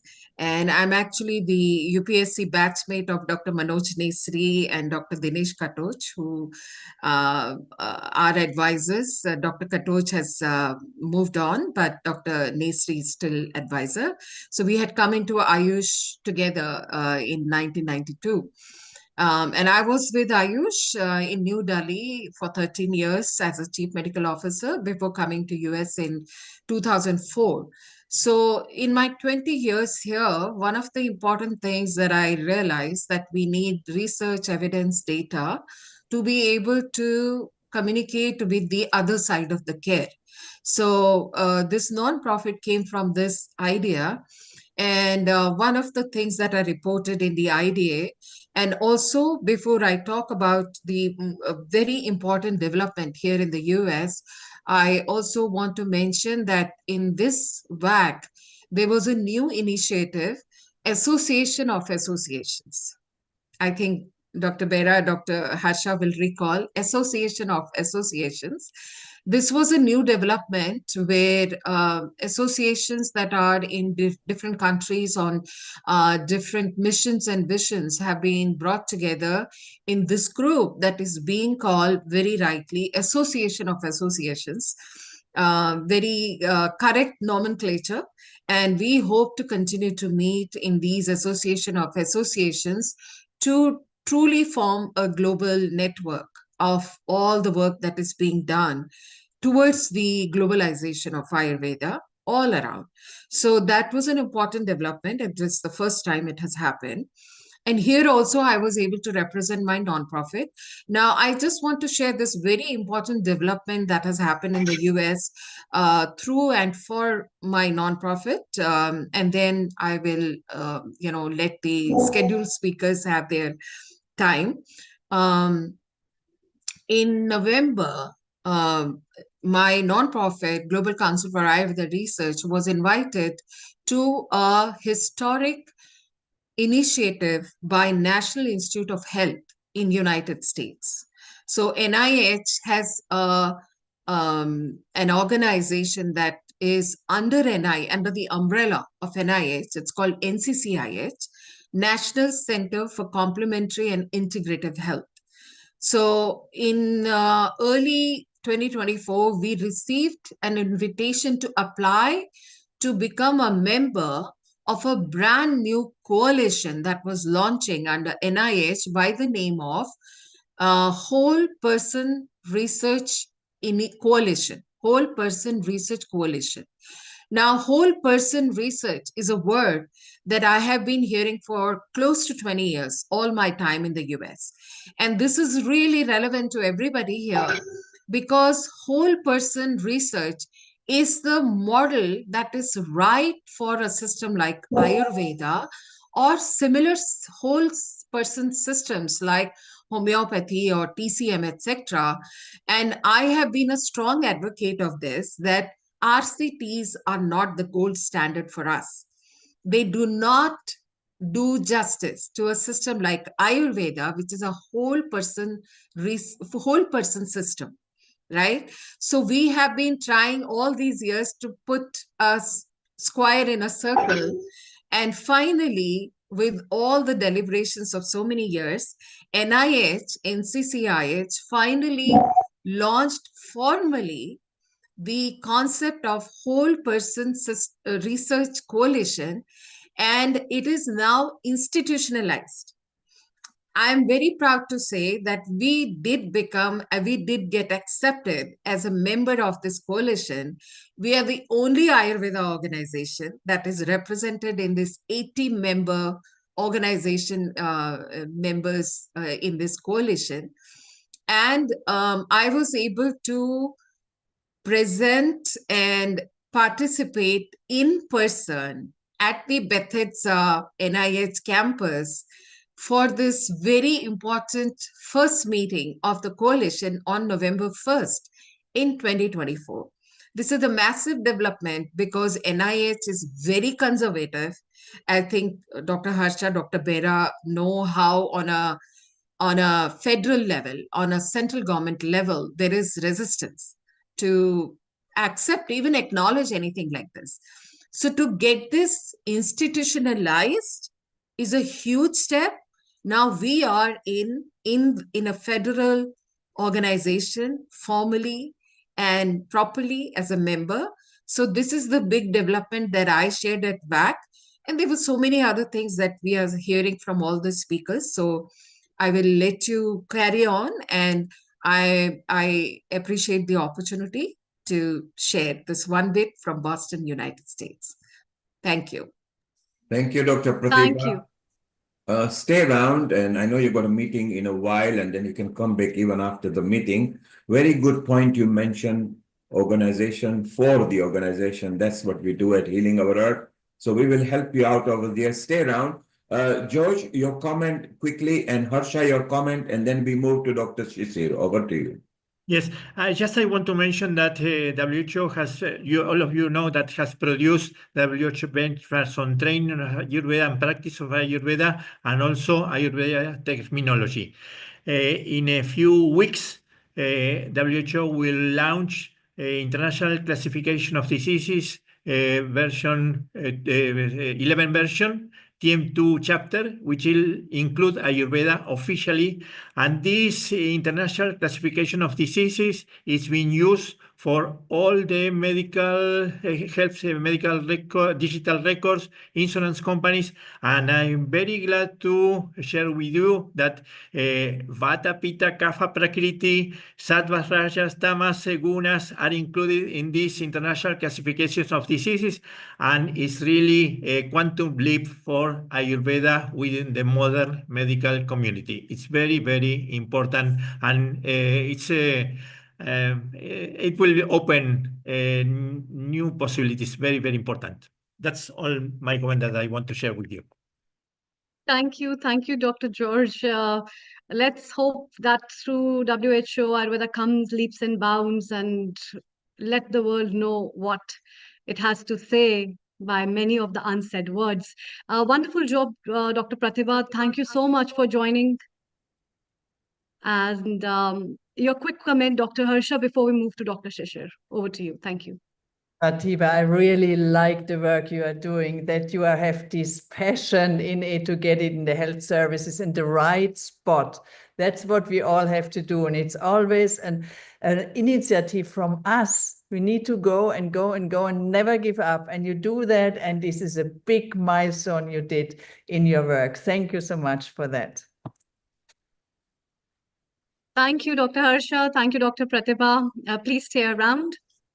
And it's time to move again from US and Germany to India with Dr. Shishir Prasad. Global Namaste to you, Dr. Shishir. Dr. Shishir is Associate Professor in Shalya Tantra, as well as he was the convener State Organizing Committee at the 10th World Ayurveda Congress and Arogya Expo that was held at Dehradun. He is an expert group on the Marma Chikitsa, member of CCRAS, as well as adjunct faculty at Datta Meghe Institute of Higher Education and Research at Maharashtra. A very warm welcome and good evening to you. Good evening, and thanks for inviting. It's a pleasure. So from Vigyana Bharati side, you have been the state organizing committee member from there. What all preparations were there? So let us take a look at that part as well, which has been, because every hard work that has been showcased is with the time frame of lot of sweat and efforts that have been put in. So could you throw some light on all that and how could this work on with the time to make it such a success? Over to you. Thank you. Thank you, Dr. Amrita. And of course, it's really good to see that you're organizing such an event. And also it's a great pleasure to have Dr. N.K. Joshi sir here also, Venkat Joshi. So your questions are very relevant, and in the background, there are many works which is done for organizing any event, and when it is being of the scale of the World Ayurveda Congress, then it's definitely becomes really huge. So I am just a part or a member of the a big organizing team, and on behalf of Vibha Uttarakhand, I was entrusted the responsibility to coordinate and to see to it that that we are able, in unison with the central committee, we are able to organize this event successfully. So I remain thankful to the President of Vigyan Bharati Uttarakhand, Professor K.D. Purohit sir, and Dr. Professor Hemvati Nandanji, and Praveen ji from the Vigyan Bharati, and Chandrasekhar ji, who entrusted the responsibility on us from the state organizing team side. So regarding World Ayurveda Congress, as we see that this was the 10th World Ayurveda Congress. So we did organize every year, every 2 years, there is one World Ayurveda Congress, which is organized through the World Ayurveda Foundation team, right? And the chief coordinator is Chandrasekhar Nairji. And so we also have this. There are teams in the WAC office, which is based in Bengaluru, and then we did have a lot of organizational structure formed here in the state of Uttarakhand, because this Uttarakhand being the host state, and we had good support from the Honorable Chief Minister of Uttarakhand, very good support also from the Honorable Governor of Uttarakhand, and the Ayush Secretary, Principal Secretary, Professor Dr. Ravinath Ramanji, and then also Dr. Jogdandeji, who is the Director Ayurveda. So there were a lot of teams formed, and then we also have the support of the Honorable Vice Chancellor of Uttarakhand Ayurveda University here.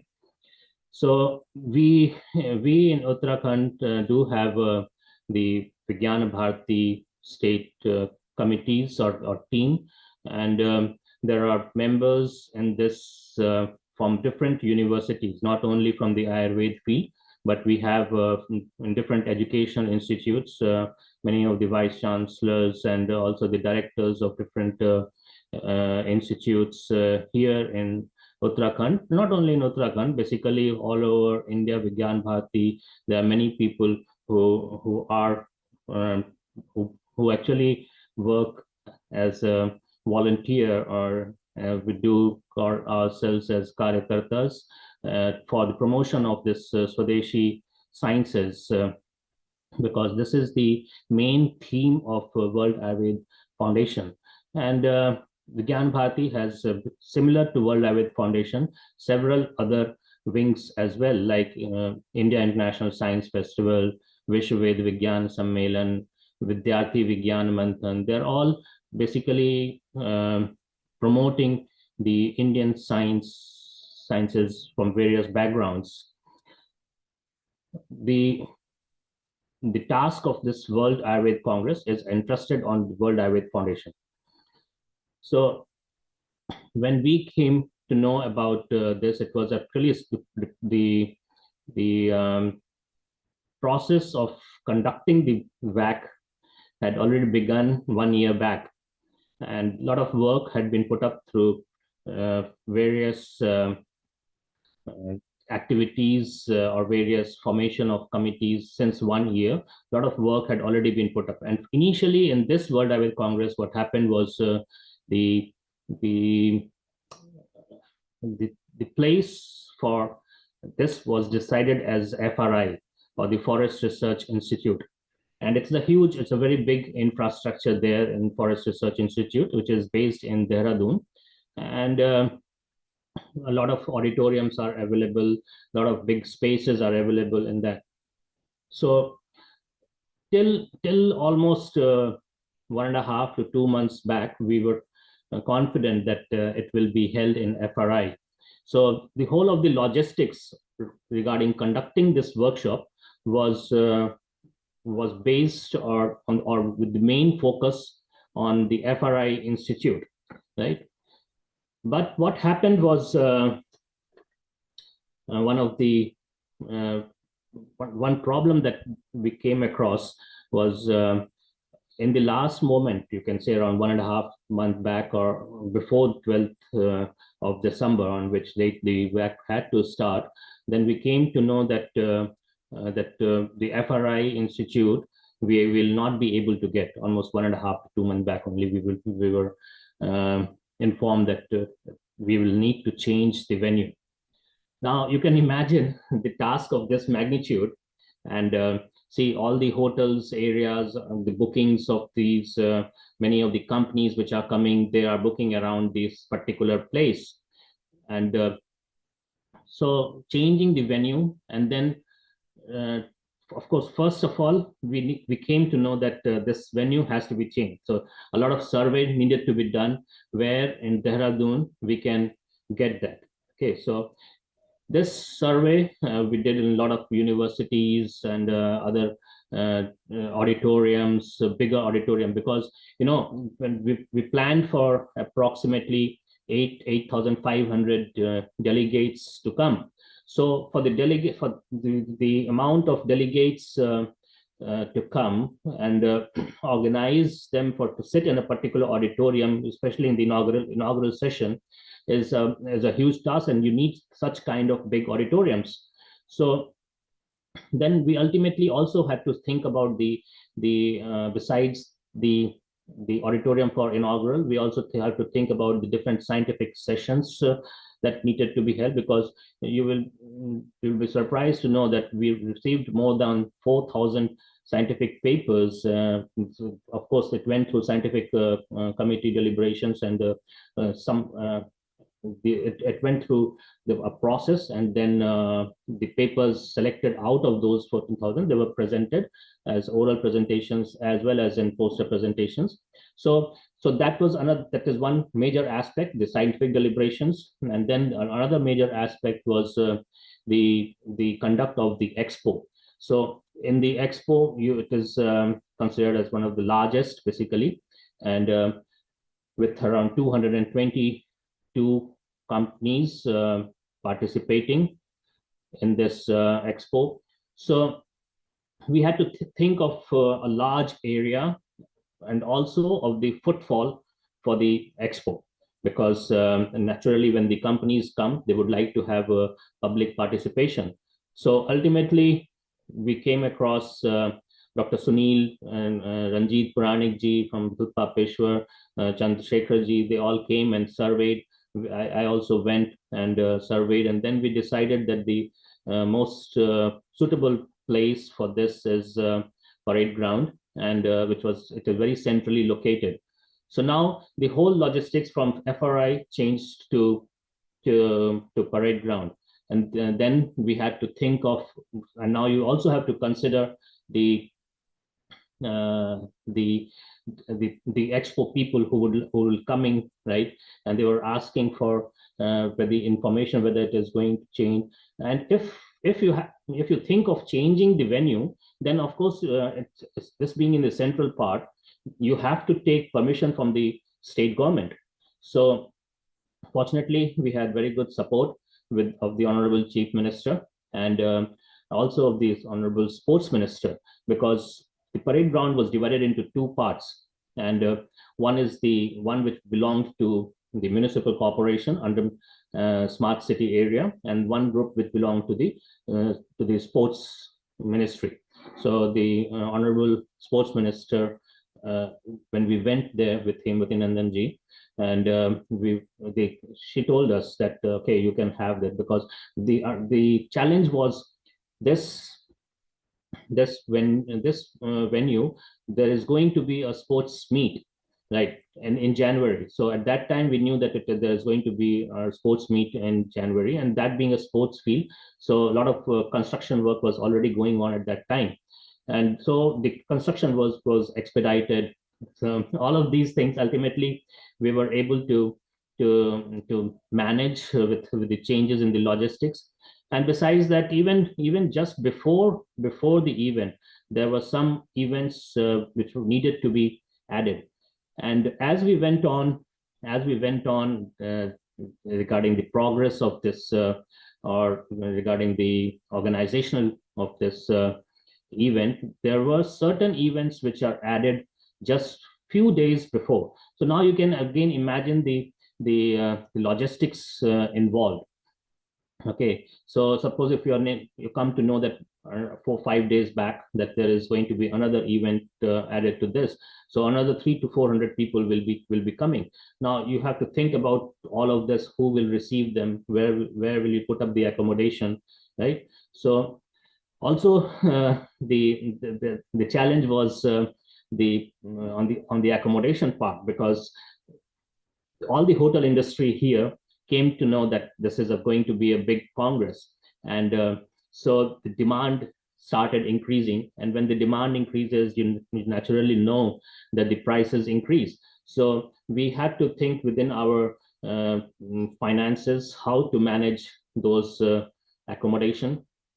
And also, as we went on, as the days approached closer, we saw that the number of delegates and the responses that we started getting was continuously rising, and it went to more than 6,000, then 7,000, then even 7,500. It was crossing all expectations, right?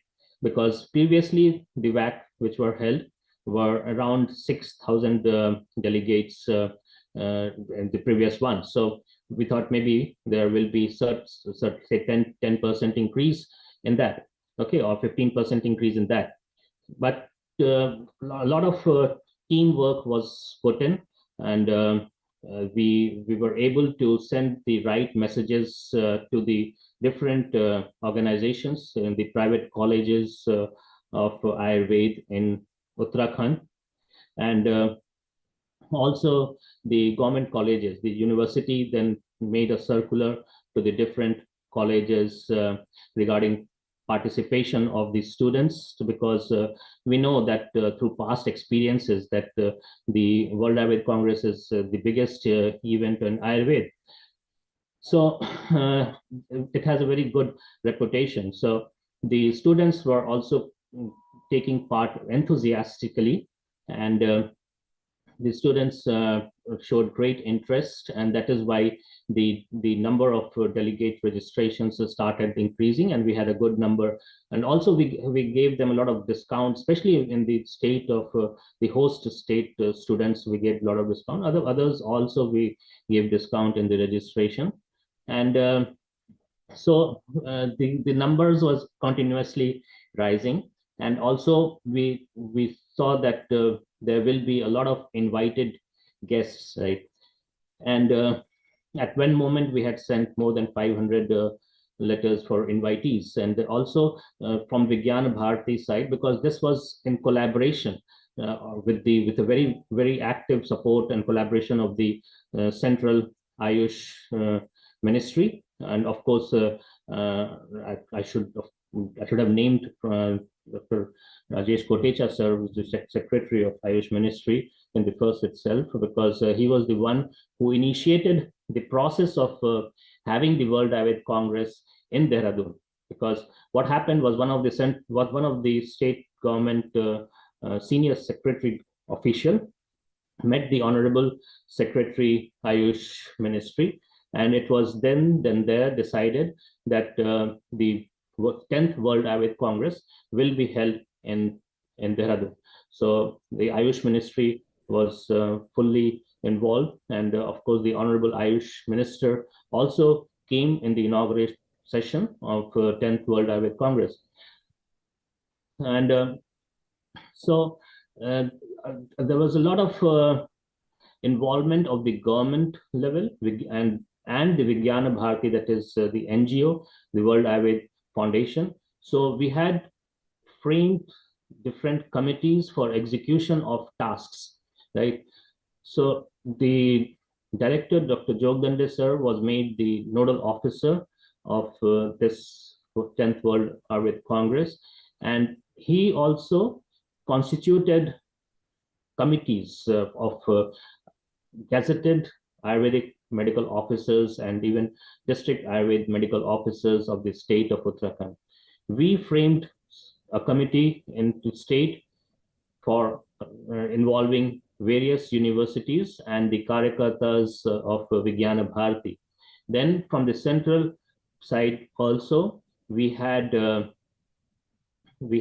already framed committees for example, scientific committee. Then in the state we had transportation and accommodation. So ultimately the challenge was all of this had to work together. It cannot be there cannot be separate tasks, or there cannot be a bifurcation in ideas. Ultimately they had to work in one unison, and the goal was the smooth conduct of the event and the success of the event. So ultimately, all these committees had to become one, and we did become one. But to make it happen, a lot of again logistics were involved. We shared our thought processes amongst each others, then framed common groups of the different committees, made ultimately into one, so that each person knows whose task is whose task is what. So the task has to be well defined. There were hierarchy of people involved based on their seniority levels. So we knew, suppose if I am the convener, then I knew that I had to take guidance from Dr. Hemwati Nandanji or Chandrasekharanji for what to do as a next step. So similarly, there were other members in different state committees, and they knew what their roles were. But there were a lot of meetings happening in between, online, offline meetings. And again, you can see that the time frame was very short. So once we got the permission of this area of the parade ground, and getting the permission from the state government, you can, although they were very supportive, but the paperwork does take time, right? So although we got the permission, but then there were a lot of people involved. Our team was wholly involved to see that it is actually obtained in the right time. Then there are Dr. Shishir, permissions whenever you are conducting any conference. You need to take permission from different aspects of the government, like electricity, water, and all those things, the catering purposes and other things. So all of these had to be monitored, and we had a very good team, Professor Vinesh Gupta, there are many people, Dr. Bhaskar sir, and Dr. Shishir, Dr. Dr. Raghvendra ji. Shishir, not only did you manage it very well together with the team and the logistic that you explained, which was almost like nightmare before, but the way you guys handled it, because there was tremendous success, it was so successful. I want to ask you one question. Do you feel that it's become international? Do you think this time the World Ayurveda Congress in Arogya was international? Do you feel that the outside India people were also impressed when they came there? Yeah, we always knew that there will be a lot of international delegates, because we had a separate event of international delegate assembly. So there was a whole team which was following it up with Professor Gunwant Yola and Professor Asmita Vele Madam and Dr. Sukumar and other people. Even I was there in the idea as a convener, although I could not be present during the event when it was happening because of some of the other works which I was involved in. But we knew that there will be a lot of international interest, and ultimately you'll be happy to know that 58 countries took part in this, and so it was a really grand thing. It went beyond our expectations. So ultimately, what we had thought was around 8,500 people will be coming, but it's almost like 12,000 delegates were there.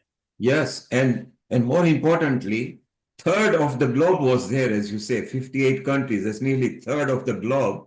So congratulations, fantastic, and a 10th World Ayurveda Conference was not just a success. I think the 11th is going to be even more bigger and will require more planning and will be more international, I think.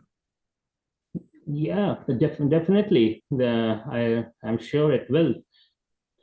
Yes. But, so you see, can you please convey? Out. Can you please convey a big congratulations from Healing Our Earth, which is a free global online community channel which unites people globally. And we would like to associate further with you. So our Dr. Amrita Sharma, which is the chief admin at Healing Our Earth, will be in touch with you and put you in touch with others as well. We got our Professor Naveen Gupta here as well, who is in different parts of Europe. We got other people who are down here that I think we will actually introduce to the organization. It's so nice. And I loved your involvement because, as you said, First, it was okay, and suddenly the accommodation started filling up, and then the prices were increased. So how do you tell the delegates? Those logistic nightmares are part of top event management organizations, and you did wonderful. Amrita, don't you think so that the 10th World Ayurveda Congress was a big success, the way Dr. Shishir narrated to us? And just before we go to Abhijit, who is there, who is going to tell us more about it. He himself is a very good scholar in Sanskrit and a professor and a wonderful dynamic personality. So, Dr. Shishir Prasad, we are very proud of how you guys handled. Say a quick hello to Dr. Naveen Gupta, who is part of our senior team over here. Dr. Naveen, say hello to Shishir Prasad, who was actually involved deeply as a convener, state convener. So, hello to Dr. Shishir Prasad. Namaste from London, and namaste from London to one and only Neil Kumar and Amrita Sharma, who is the organizer. And I will take only 2 minutes for Shishir Prasad, for 1 minute for you, and 1 minute for half a minute for Harsha Graminger from Germany, and the other one, also Venkant Joshi. So, first of all, Dr. Neil Kumar, Mr. Neil Kumar. So I say, because in 1983 when I graduated, so all the people who were my friend there, I call them always doctors. So Dr. Neil Kumar then, because everybody was calling me doctor and they were not doctors. So then I thought to call them everybody doctor then. So Dr. Neil Kumar. So he has mentioned about 1/3 of the globe was present at WAC. I was one of the unblessed one who could not visit India for the last 8 years. And I'm really sorry for that. I just wrote to Pratibha Shah from US. She's a very good friend of mine. And I just wrote to her that I was not in India for last 8 years, but perhaps I have to retire now. And I have to retire from Belgium, and I have to retire from Switzerland, I have to retire from London to get my good pension so that I can spend my time in Vrindavan in India. This is my goal. And Dr. Harsha Graminger, I know you for long time. I first time see your face. I've also written you privately. And Dr. Harsha Graminger, I'm in Germany for the last 30 years. I've been working in North Rhine-Westphalia, and because you are here, that's why I will not dare to speak in Deutsch. Maar ik kan spreken goed Deutsch, en ik verstaan good Deutsch, and but I will not speak to you because you are really German, and I will not be speaking German in a dialect which is English-based dialect. But I'm in North Rhine-Westphalia. I was a student with Bad Meinberg in Yoga Vidya, and I'm still having my practice in that mall in Bielefeld. And I will definitely see you sometime. And we are very, very good friends all over Germany. And for 30 years, I'm there. So this is what Dr. Harsha Graminger with Namaste I can say to you. It was beautiful talk about what you just said. And Dr. Shishir Prasad, I want to say that I came to understand one of my dearest friend, Venkat Joshi in London, who I know only for 5 years because I'm in London for 5 years only. Rest I'm 35 years in Europe. And so he told me that Datta Meghe himself came to UK to make a agreement or MOU with the college, and he mentioned to me, and somehow the things could not work good, and it was very beginning of I think 3-4 years ago. But now I will say to you, please convey my message to Mr. Datta Meghe's son, and from Maharashtra, if I understand correctly, that we are ready to make any MOU in London here with London School of Ayurveda. And now coming back to Neil Kumar, he's mentioned about 1/3 of the globe was present.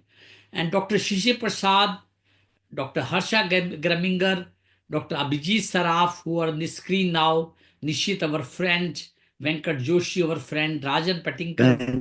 Thank you, Dr. So, Thank and you, Dr. all these Naveen. Yes, people, yes, and yes. from Wonderful. Argentina, I must mention one thing, that when Neil Kumar will organize the World Ayurveda Congress in London, that will be half of the globe will be present here. I'm assuring you for that, because I worked. I'm sorry, I will not be egoistic now. I'm 65, so and I don't. I have to still have the white hair, but I'm soon waiting for. And but I want to say that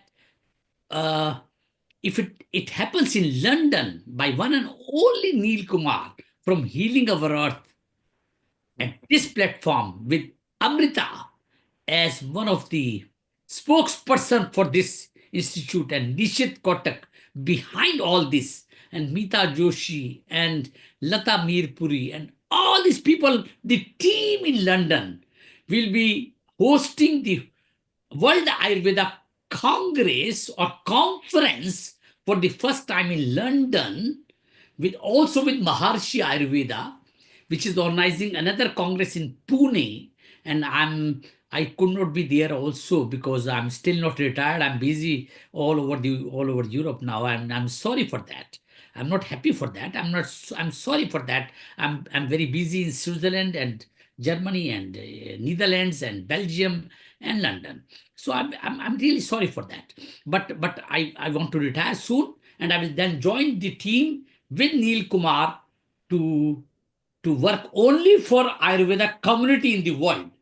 Like he is working relentlessly, tirelessly for whole of the world to bring Ayurveda on one platform, that is Healing Our Earth. So trust me, Healing Our Earth is known as UK India now. Healing Our Earth is known as Healing Our Earth India now. But Healing Our Earth will be the Healing Our Earth, the globe, very, very soon. Thank you, Dr. Naveen Gupta. Thank you for those things. And it's so wonderful. Dr. Shishi Prasad, we are very proud of you. Superb achievement. And we need to move on to Abhijit now. Last comment from you, Dr. For Shishi. information, I think there will be a congress which is going to be organized in Dubai. I'm not officially declaring it, but there will be, I think in the end of this year, and there will be a congress which will be held in Dubai. We wish you all the best, and we'll be there to support you. Stay around. We take 10 minutes with Abhijit because he has got a lot of things to give. We are very proud of you. Stay around, and we'll come back to you in a while as well. And let's move on. Amrita, let's welcome Abhijit. He has got a lot of wonderful things to tell us, and we just carry on. Over to you, Amrita. Thank you, Neil Kumar, and thank you, Dr. Naveen Gupta. It's always a pleasure to have you here talking, sharing, and gelling up with all other aspects and all the episodes at Healing Our Earth. A very warm welcome and good evening to you, Dr. Abhijit. Dr. Abhijit, you have been as a panelist in the plenary session of New Age Samhita, and you are PhD as well as presently working as an academician in the Samhita department, which is the core part of Ayurveda. And apart from that, what all I know about you, you have done a remarkable job in digging into the history of Ayurveda and looking into what really the facts and figures and what all our history and literature has talked about. And I personally am very eager to let the world know what all you have to share and what all you have shared at the World Ayurveda Congress. Over to you, over 10, 15 minutes. Thank you so much. Thank you. नमो नमः अस्मिन् समारम्भे उपस्थितानां सर्वेषाम् अहम् अभिवादनं करोमि सुस्वागतं करोमि च अग्रे मम विचाराः अहम् आङ्ग्लभाषायां प्रकटीकरोमि I am honored to be here and thank you very much for inviting me in this platform. I thank you, Dr. Rajan Patankarji. He's like a father figure for me, and because of him, Dr. Amruta had contacted me. In the 10th WAC, I was invited as a panelist in plenary session of New Age Sanhita. It's a great news that NCSM, the National Council of Indian Medicine, has planned to write down the New Age Sanhita, means a new Sangraha Grantha in Sanskrit according to this era. And we are working since 2 years under the guidance of Dr. B.S. Prasad sir and Dr. Jahandev Pujari sir. And we are 8 people in the core committee, and I am working on Sutra Sthana. So we have divided each sthanas to each person, and we have co-authors also, and we will rearrange the sutras according to this time and according to the this era's students' mentality. And but we will not. We are thinking that we will plan a new sthan, that is the Anukta sthan, that new diseases like COVID, dengue, malaria, it should be incorporated in the Sanhitas. Also, the new drugs, new hetus like pizza, burger, and new other things. Or also we have to take consider, because we are dealing it daily in our clinical practice. So there will be a Anukta Sthan to deal with all these things. The session went well, and Dr. Dev Pujari sir and Dr. B.S. Prasad sir was the head of that session, and Dev Pujari sir explained the concept behind this New Age Sanhita, and we team the Vaidya Bavdekar ji, Vaidya Dikshit ji, myself, and Vaidya Ramanor ji explain the various aspects of that Sanhita. Dr. Ramanor sir from Tamil Nadu, sorry, Kerala, he is actually the leader of our team. So this is a unique thing, and we are working on it. We will complete this task till the December 2026, and we will take all the sutras from all the available classical text and rearrange it according to this era. So it will be and it will be in Sanskrit only, not in English or regional language. So it will, and it is arranged according to the rules of the Sanhitas. Uh, Moving to the next point, that Dr. Amruta ma'am explained, that I am working as a physician also and academician also in Nasik, Maharashtra, and I have completed my PhD under the guidance of Dr. Sadananda Sardeshmukh ji, who is running a integrated cancer research center in Pune. But my core, I'm a physician first, but my one of the passion is to study in history of Ayurveda, and there are two fields which I have worked, and that is published by Chaukhamba publications. One is the ancient places related to the acharyas, which are explained, or they have the referred in the classical text. Are there any places still there? If there are some places or not? So when I studied, I found that there are more than 800 places all over Southeast Asia. I'm not talking about only India, Southeast Asia, because the Chaitra Ratha Bana explained in Visarpa Chekisadhyay is in Kazakhstan right now, the Pamir's Pradesh.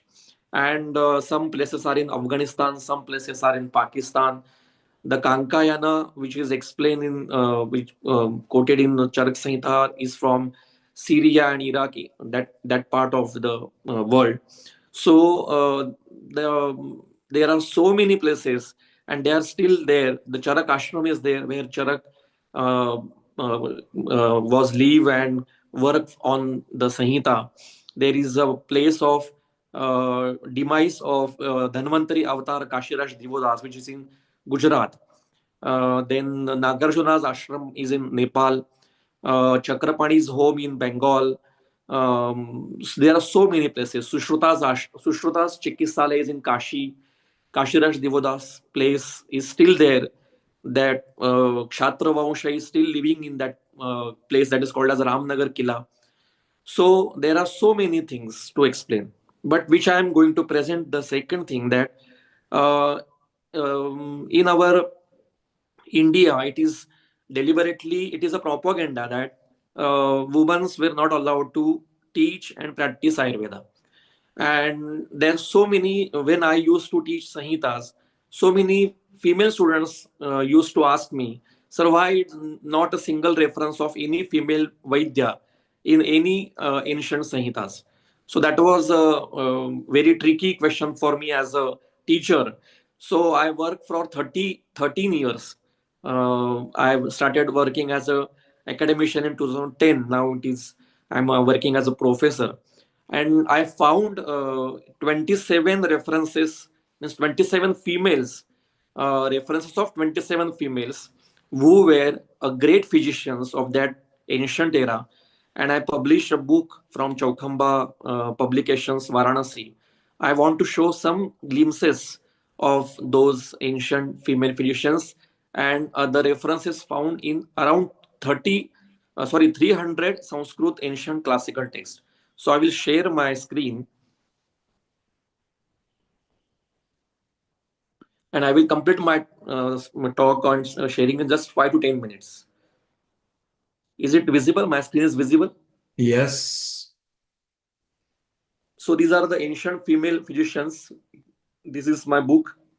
I will read the names: Parvati, Paratitheyi, Malavati, Itara, Aditi, Lolakshi, Murasa, Ulupi, Shakuntala, Karkati, Jara, Madalasa, Anasuya, Devasena. Devasena means the Shati. We perform the puja in the 6th day after the birth of a child. Then Tara, Minjika, Bhadali, Marisha, Siniwali, Kuhu. Siniwali and Kuhu were the daughters of Seth Vasishta, and they were the ancient gynecologists of that era who were working in the infertility part of the gynecology.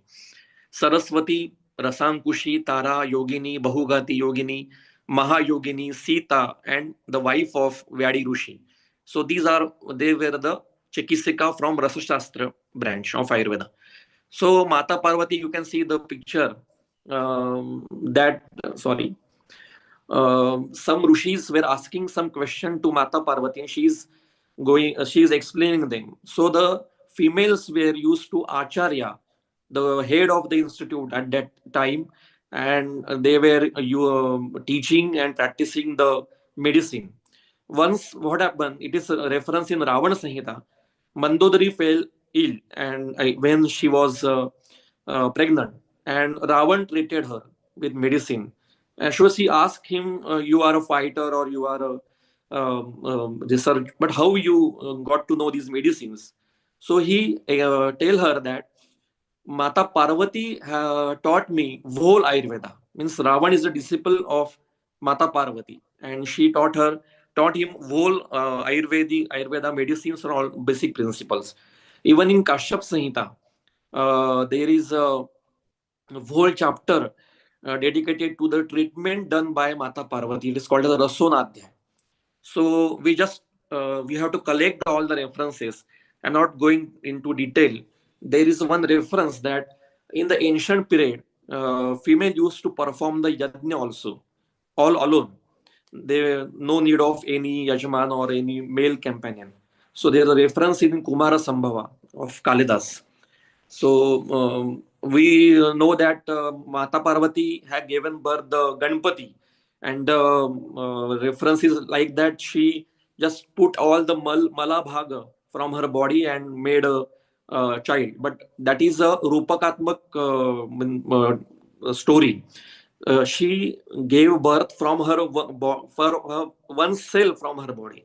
That is IVF, or we can say now the treatment is working in all over the globe. So there are a lot of references regarding a treatment done by Parvati. She had performed a gender transplant operation also. It is referred into Ramayana. There is a princess called as Ila. So Parvati had surgery of gender transplant on that Princess Ila, and converted him into the Prince Il, and now then he became the king. So the ancient reference of gender transplant surgery, female to male, is done by Mata Parvati. There's so many kalpas are created by Mata Parvati, and they are still in use, like Pratap Lankeshwar and all these things. So these are the kalpas prepared by Mata Parvati. So she was a great physician of that era. Still, her temples are everywhere in the India. Next is a Minshika. She was an ancient pediatrician, and she is a daughter of Shiva and Parvati. Then Daksha, mother of Daksha, she called as a Marisha. She was also a pediatrician and had references. And it is not just like to treat, take care of a child and all these things. They have performed the treatment part also. Then Aditi. Aditi was a Arogya Rucha Karta, and when in India it is a ritual to perform a Shraddha Vidhi of a person who is passed away. So in the Shraddha Vidhi, we have to give Tarpana to three parts, that is Rushi Tarpan, Deva Tarpan, and Pitru Tarpan. So in the Rushi Tarpana, Tarpana is described for Aditi also. So she was such a great scholar and such a great physician that still now we are we giving her tarpana in the Shraddha. And the same this Rucha we have seen in Sanskrit, it is in Rigveda and it is written by Aditi. So the female, and that is the Arogya Sukta. So the females are not only treating patients but also creating Sanskrit Ruchas which are incorporated into Rigveda also, and they are related to the Vyadis. So she was a great physician. Next is a Ulupi. She was a Nagakanya, means daughter of a Naga, and she was a wife of Arjuna. And she treated Arjuna with a Daiva Pashta Chikitsa, part of Ayurveda. So it is described in Mahabharata. Still in Cambodia and Vietnam, she is referred as a goddess, Ulupi. So Tara, she is a goddess of Tantra Vidya, and she has some kind of kalpas and her name. And here is a reference in Nagara Sarvasva Grantha, which is a grantha of Kama Sutra. It is a classical text of Kama Sutra. So if a person suffering from infertility, he has to perform some pujas related to Tara. Why it is described? Because at the ancient time she must be a physician, so we have to call her and she will treat them. Likewise it is described. So even the Vagbhata Ayurvedic Tantra also, the references of Tara is described. Gandharva Patni Malavati, he is a wife of a Gandharva, and there is a reference in Brahma Vaivarta Purana that Malavati was a disciple of Vishnu regarding Ayurveda. So then next is a Shakunta. It is a very interesting reference that she had treated a animal in. It is referred into the Abhidhan Shakuntala. So it is a very rare reference of the treatment of animal, Pashu Vignan and Aushadhi Vignan, and a very ancient reference. So still her ashrama is there in near Kotadwara, near Haridwar. So she's now next is the Murasa. So we have so many females who had not only treated me like rhinitis and all these small or fever like, but they perform the surgeries. They teach. There is a reference in Markandeya Puran. The Madalasa was asked, "What you want to be in your life?" She said that aham brahmavadini bhavishyami, acharya padam prapya shishebhyaha jivan kalam shikshayami. Means she wanted to be a teacher, she wanted to be an acharya and want to teach students, and she had given so many things related to the medical field. So there are so many other references. Karkati, she was the ancient. There is a reference regarding Paramanuvad, means it is related to the Kanad Vaisheshika Darshana, but the ancient reference of Karkati, it is described in Yoga Vasishtha.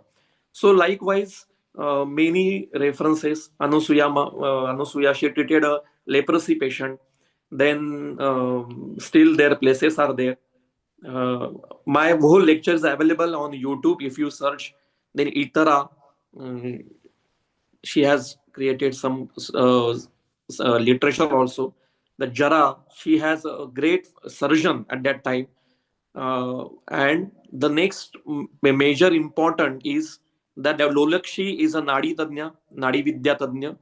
Devasena, Skandapatni Devasena, she was an ancient pediatrician. And because of her name, we still perform the puja on the 6th day after the birth of a child.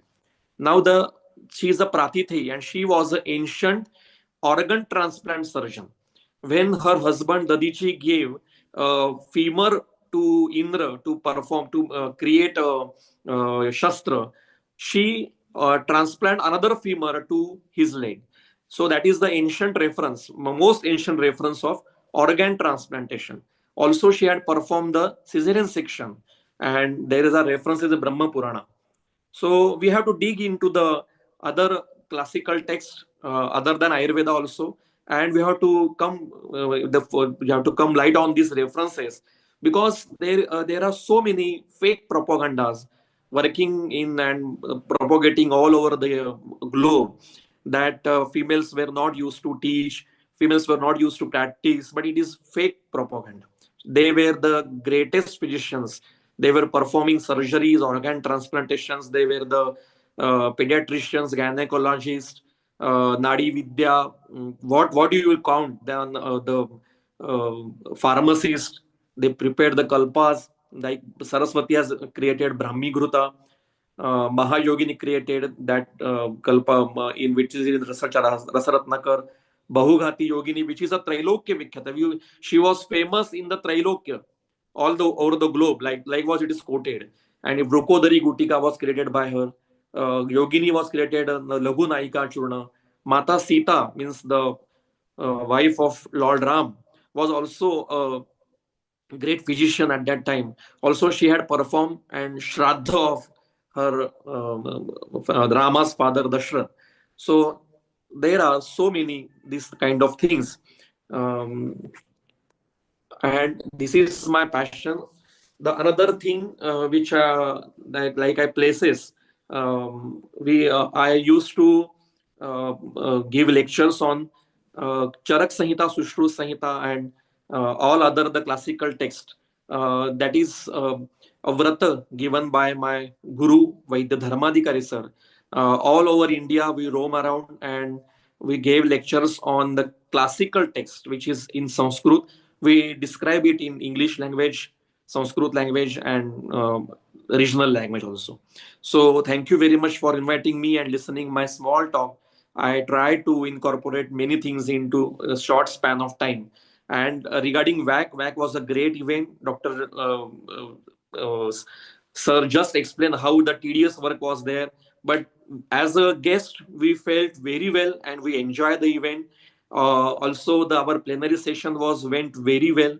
The environment was little bit cold at that time, but very pleasant. And such kind of events should be performed, should be organized regularly. That what people are working all over the globe, we have to know each other and work in a coordinately. Thank you very much for inviting me. Thank you again. Thank you, Dr. Abhijit. Very well done. Stay around. Your knowledge in Sanskrit. And of course, you are a professor. So we'll have you back again on Healing Our Earth for Ayurveda. Well done. Congratulations to you from Thank London you. over here. Amrita, let's go to Dr. PKS. I think that's Pavan, which we are waiting for. Dr. Pavan Kumar. Yes. Yes, so if you can landscape your video, please, as requested, put a landscape, and Abhijit will be back with you afterwards. Okay, thank you. Thank you, sir. Thank you. Yeah. While he's doing that, Marita, you can just give a quick introduction and we move on. Thank you. Yes, thank you, Neil Kumar. Thank you, Dr. Abhijit, for the marvelous presentation and your work. We wish you a good luck. It's time to move to Dr. Pavan Kumar Sharma ji, and he has made 8th world record as a single host for more than 2,000 webinars in Ayush Samriddhi, on which I have also been a part of it. So thank you so much. It's the fastest and the longest webinar series for more than 4 years. and he is conducted this more than 200 episodes, 2000 episodes at Ayush Samriddhi webinars, more than 200 of health awareness videos he has established Med Pharma in Kolkata for clinical researchers and established Independent Ethic Committee India, CDSCO, and also conferred more than 100 awards to Ayush experts in over 15 years, developed more than 200 products and packs in Ayurveda, classical, ethical, and ODC medicines, and developed SOP and standardization for quality control and established GMP manufacturing units and Ayush Gram, as well as he has headed the R&D and medical marketing side of Imami, Zandu, and Ayur Care, the famous products, with and conducted a lot of researches and training sessions, and has been awarded with Arogya Award, Indian Icon Award of the Year, Ayur Noble Ayur Award, National Excellence Award, Ayush Gaurav Samman, Ayush Samman, MP, and Bharat Gaurav Puraskar, and lot more to his lawyers. A very warm welcome and global namaste and good evening. Please unmute yourself. Hari Om. Yes. Am I audible? Namaskar. Ji. Yes. Namaskar. Namaskar. Thank you for invitation. Thank you very much for organizing committee to invite me. Really a great experience was there. What I observed in the World Ayurveda Congress, Dehradun, though it was a Gagar and Sagar concept, that means too many subjects have been accommodated in a very short span of the time. That is a one minus point. Otherwise, great experience right from the first session. First session was related to artificial intelligence, and we need that in our Ayurveda, and Western countries should develop some models for this artificial intelligence, digitalization, and digital health. We have also developed, government has also developed National Ayush Mission, Digital Ayush Mission. So excellent session was there. I'm first focusing on WAC only. Then Sanhita principles are also very necessary in our life to change our mind and views according to the principles of Ayurveda, because in general practice, Ayurvedic principles are not being followed as per my observation. We are based on the treatment of patent medicine nowadays, but our classical medicine and classical principles are really greater than this patentization of the Ayurveda. And then one important session was there, Ahar. Ahar means, I am unable to understand. I was vice president of Imami and took over Zandu, and we have also launched so many nutraceuticals in that range. Nutraceuticals also, food range also. Imami Healthy Tasty, Imami Agrotech is launching now a range of products, nutraceuticals with herbal active principles. So Ahar is also a new venue for Ayurveda if it is not marketed unwantedly, because with less active principles, if we are claiming for so many benefits, this will be defamation of Ayurveda, definitely. Then evidence-based Ayurveda is now evidence. So many crores of evidences are available. I am unable to understand what evidence-based Ayurveda we are talking about.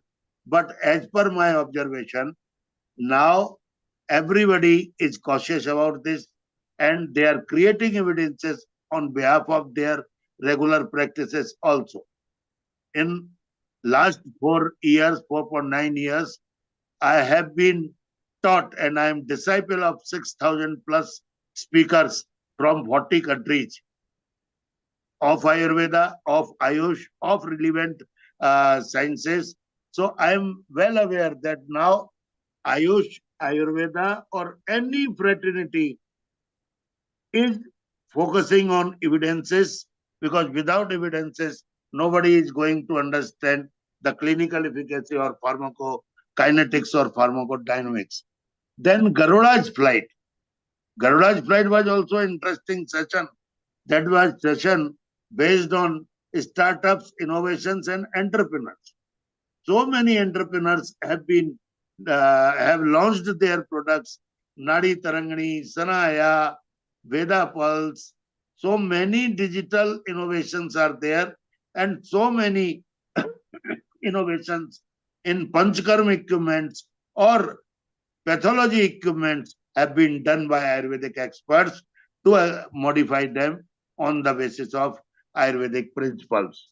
And then I am really overwhelmed that policy are now being changed, have been changed. Now NCISM is there, Digital Ayush Mission is there, National Ayurvedic Mission, Ayurveda Ayush Mission is there, who is focusing right from just you can visit any college of the India, any Ayurvedic college of India, and you will find there nice infrastructure, well disciplined staff, well means hygiene is maintained, and patients are there to have treatment from Ayurveda. Now the need of time is there that it should also be included in Ayushman Bharat or any other schemes in your countries also, like our insurance agencies. So insurance agencies have been kind enough to include Ayush or Ayurveda treatment on this Mediclaim or health policy. So these policies are definitely informed by experts. All experts were there.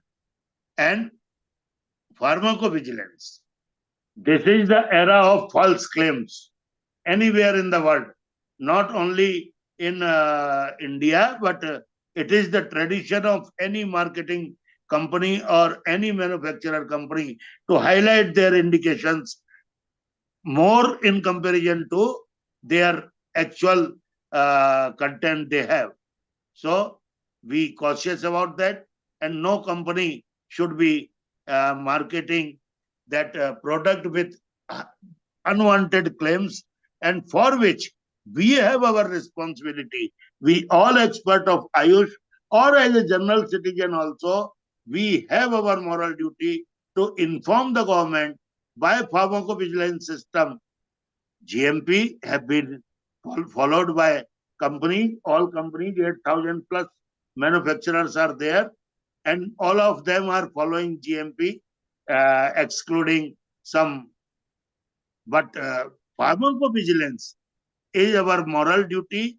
If you find any product, maybe Ahar, maybe Saundarya Prasadak, maybe Ausadhi, maybe patent, maybe proprietary. So please report if you have find any false claim, observed any false claim, or you have treated some patient and you have observed any negative effects of that medicine, then please report.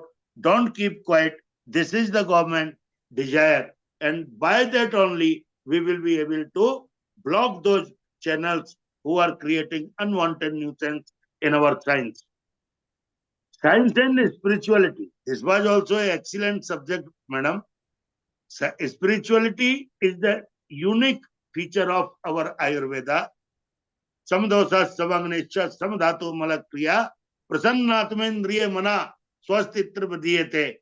You can treat your body in first line, Samdosa, Samagnesha, Samdhatu and Malakriya, but for Prasanna Atma Indriya and Mana, spirituality is very much needed. Dabhyapasra Chikitsa, it is called in our Ayurveda, and we should practice it.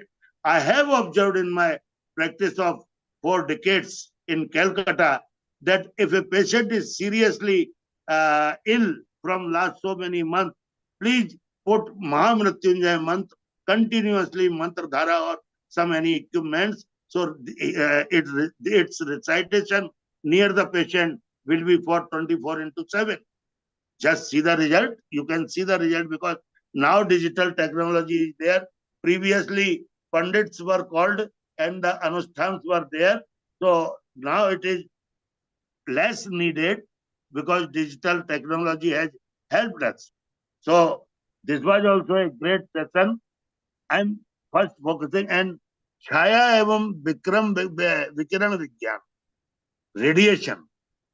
Just see, our Ayurveda, our Ayush is most beneficial in post-operative cases of cancer or pre-operative cancer cases of cancer, both. In radiation, we have supportive treatment in our Ayush. So Chaya radiation and their imaging definitely should be improved for Ayush also. And Ayush person should take care of these reports for their patients. So this was the message given during WAC. Then insurance is the matter, digitalization is the matter, marketing is the matter. Just we are conducting webinars on different topics from last 4.9 years, from March 20. When this was announced, I was in Ahmedabad and conducting photo shoots of renowned Vaidyas, March 20, that please guide me for the effect of Ayush medicine on Corona, COVID-19. When respected Modi ji announced Janta Curfew, I had at that time of 8 cities, approximately 70 raw videos. And when I reached Calcutta after forcing from my house, I had only raw digital collection. So I made respected YouTube sir as my Guru Granth Sahib and understood the streaming, live streaming, deleting, and this editing, and then started this YouTube channel. Please, this is my humble request to you all. Please do join every day, non-commercial, no aim of any commerce or promotion of any company. Initially, we started with COVID, topics were less. Then we started with our lifestyle disorders, topics were less. So we decided before 4 years, we decided to conduct webinar on every celebrated day. Today, Daughter Day is there. So we are celebrating daughter's health with Ayush. Today, Insurance Day is there. So we are celebrating Insurance Day. Today was Road Safety Week. We have conducted just now road safety rules and our moral duty. So we are creating awareness. We are creating clinical communications. We are creating our desire to create a saga of videos because approximately 6,000 plus speakers have blessed us on the platform. And now onwards, we have changed our pathy on every day. Every day. WAC was for 3 days, but I'm requesting my all country friends that please do join because we are conducting today. Suppose Sunday is there. Just now we are going to conduct youth health. Today is Swami Vivekananda Jayanti, and this is our National Youth Day. So we are conducting youth health. And just now my webinar is running there. So that is on positive development of youth by Ayush. Just see, this webinar is in progress. So we are conducting on different topics without fail. Our university means WhatsApp University. I am not WhatsApp University. Our Vishwavidyalaya, because 40 countries are associated with us. Our Vishwavidyalaya have no leave. If any function is there, if any occasion is there, we are relating our Ayush to that particular. Now Lohri is there. Now Makar Sankranti is there. So Lohri, healthy traditions. What are our traditional traditions? And that is healthy for health development of any person. So now WAC is needed, no doubt. But in that, my feedback is there. that time should be adjusted, time should be accommodated, and proper time should be given to speakers, which is very necessary. In short time, nobody can understand, nobody can communicate, and chaos, only exhibitions and chaos will not serve our purpose. In my opinion, these World Ayurvedic Congresses should happen in each and every district of the world, not only in India, but at lower level, not at so higher level that nobody can understand. The communication by speakers and audience will be not so interested. That's why World Ayurveda Congress is a great phenomena there, and great phenomena should be continued in each and every district. 680 district we have in India, and if it will be there, definitely it will create awareness. And again, I am requesting yourself, I will be circulating to Amritaji. We don't have any commercial use, and we are celebrating daily from 8 p.m. IST to 11:30 IST, 3 webinars daily. In last 365 days, we have conducted 830 webinars. So today, this year's target is 1,000 webinar, and with your kind blessings, we are having desire to reach to 150 countries. Thank so please you. help That's very us nice. please help us to reach 150 countries. We can make a plan with you. Platform is yours. We are yours for Ayush. So please support us, our holy mission, and this endless journey. Our speaker, legend speakers, Ved Kamlesh Sharma, C.V. Jha sir, every legend speaker is on our platform, and they are ready to bless as per our request and as per our desire. So suggest us any topic. Previously, I focused myself on WAC, and now I am focusing on 150 countries and 1,000 webinars. Thank you. Please support. Thank you. Thank you so much, Dr. Thank you. Pavan. Thank you for showing and throwing some light, and your channel must be promoted, Ayush Samriddhi, which is also a great work that you have been doing for the community and for the service of the community. Thank you for joining us. Please stay around. Thank you, Amrita. Let's have a quick comment. Thank you, Amrita. Yes. Thank you, Amrita. And Dr. Pavan Kumar, Indian Republic Day is coming on 26th. So, Amrita, if you can facilitate, they can bring some people on our platform. Let us promote their platform. And we are now ready for Ravi Singh Chaudhary. Just finally, Dr. Pavan Kumar, what is your YouTube channel? Speak slowly, please. Independent Research Ethics Society, Ayush Samriddhi is our YouTube channel. So for those people who are globally connected to us, just put on a Google Ayush Samriddhi, and you will be able to pick a lot of information. Thank you, Dr. Pawan Kumar. We'll be with you again later. Thank you. Thank you. Thank you. Thank you very much. Namaskar. It's time to move, Anil Kumar, to our another guest, which is again a special invite because so he is a director of Dhanvantri Natural Foundation. Being an engineer, he has transformed his journey to service of community, and I would like to welcome Mr. Ravi Singh Chaudhary, who has changed and has been a path breaker. And today he was invited by the Prime Minister, our Honorable Prime Minister, Mr. Modi, to have a special talk and a meeting with these path breakers, among which one of them was he. So many, many congratulations, first of all, for being invited as a special guest by our Honorable Prime Minister.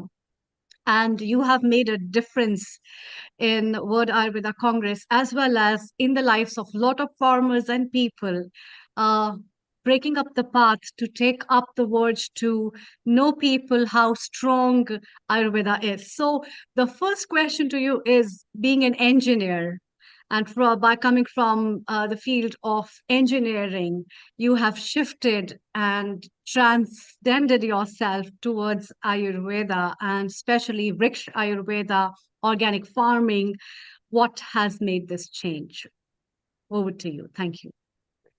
So first of all, I would like to thank you, Amrita ma'am, for inviting me here. So the transition from engineering to farming is due to the irrigation and drip irrigation technology. So actually, uh, when there was boom of irrigation technology through Israel, I was very much attracted because I can understand those fluid mechanics and all those technologies. So it was not conventional agriculture, but allied sector. But then when I switched to agriculture, I faced many problems, right? So I was able to judge. I can have access to the market. I can understand the soil mechanics. I can have the knowledge system, but still I am facing the problem, right?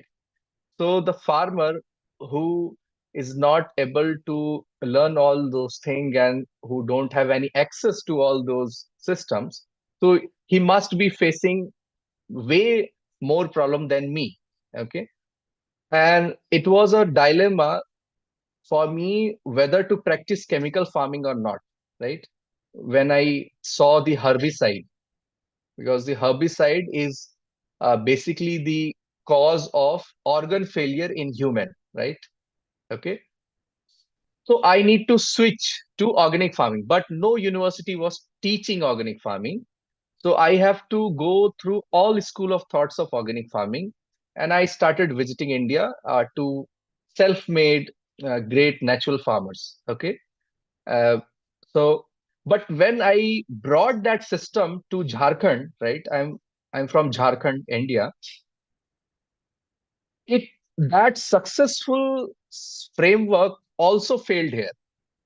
So then I realized even India is such a big country that we have 20 plus agroclimatic zone. So whatever worked in Maharashtra will not work in Jharkhand. Whatever work in Jharkhand will not work in UP. Okay. So it is more like a decentralized system. And then I was also learning Ayurveda, and one metaphysics of Ayurveda struck me that it is based on Tridosha, that is based on Panch Mahabhuta. Now, Panch Mahabhuta constituents is not just in human body, right? It is also in plant, it is also in animals. So Tridosha is not organ specific.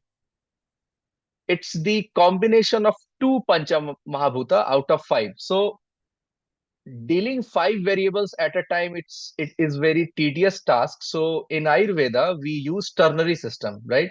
So that ternary system we can also explore in plant. And that can solve the diversity issue of like you can't have one solution that fits for all. So Ayurveda is similar to what we do in Nadi Parikshan, that we have to first diagnose the patient, first to find the right problem, and as per his mool prakriti, then we suggest solution. And also considering Desh, Kal, Prakriti and everything. So for agriculture, that is also required. We need to assess soil, microclimate, microbiology, Vat, Pitta, Kapha, Dosha. Then we have to suggest a solution. Okay. So, and Vriksha Ayurveda is also like uh, validation of Ayurveda that it is not pseudoscience, because its principle can be extended to animals and plants also. Okay. So Vriksha Ayurveda is my like final, means end of my seeking for what should be the proper school of thought for doing scientifically natural farming or organic farming. Okay. And then I explored all the Sanskrit texts related to Vriksha Ayurveda, and this year, means not this year but last year in January, we were able to introduce Vriksha Ayurveda in the WAC, World Ayurveda Congress. This is the first time after 20 years that uh, this subject got introduced in WAC. and I was convener there for this whole Padma Hall event to discuss about Vriksha Ayurveda. And somehow our team was able to pick all those individual researchers, pathbreakers, and to bring them into this platform. So I have the reports of 5 sessions, like very small reports, that what was the conclusion or key takeaways from that session, okay, in WAC. The first session was Vriksha Ayurveda in curriculum and R&D domain of state agricultural universities and BAMS. Okay, so why policy makers are reluctant to introduce these subjects as part of their national policy? Because there is lack of scientific validation. There are few researchers, few papers, so they can't make policies out of just great ideas, right? They need proof of concepts and validations. So the first thing was to introduce this subject as a curriculum so that in future, uh, many people, many PhD scholars should come out of this domain, this very newly explored domain. So 25 years ago, from UK's Bodleian Library, the Surpala Vrikshayurveda was brought into India, and then it was transcribed and then translated into Hindi and English. Okay. The first session was more like we need to emphasize the integrated approach, like research, like replicating all India coordinated research project, AICRP, for nationwide uniform data. That is also required, so that research should not be repeated. Means many people are doing the same research at the same time, so we should not slow down the progress just by repeating what is done earlier. Okay. The second session was more focused on practices of Vriksha Ayurveda, their validation, and for sustainable and safe food production. Okay. And Sunita ma'am was there, SPS Beniwal was there in these sessions, and they talked on sustainability, collaboration, global relevance. I was also there representing my thought, because I was able to establish Gaushala in Dubai, I mean, nearby Dubai, means 150 kilometers away from Dubai, that is Alan, and it is based on Vriksha Ayurveda. So why we were able to do it? Because the mainstream allopathy is like precision medication, right? And Ayurveda is more like system approach. But in today's time, we are also making Ayurveda similar to allopathy. So even in desert, if we can able to create a microclimate that is feasible, or that is means supportive to microbiology, microbial growth, then we can be able to do farming there also. So we introduced cow there, then cow dung was there, and through Vriksha Ayurveda, we were able to cultivate vegetables in the desert. It was not possible just by using chemicals, because before chemicals, soil need biology, and biology, chemistry, and physics, three domains are required for the soil, then fertility will be there. So cow dung was able to change the biology of the soil, that changed the permeability and texture of the soil, that supported the chemistry for the root growth. Okay. So Vriksha Ayurveda can be another domain that can be from India for the world. Like yoga and Ayurveda is already established as a global domain or global product, global service.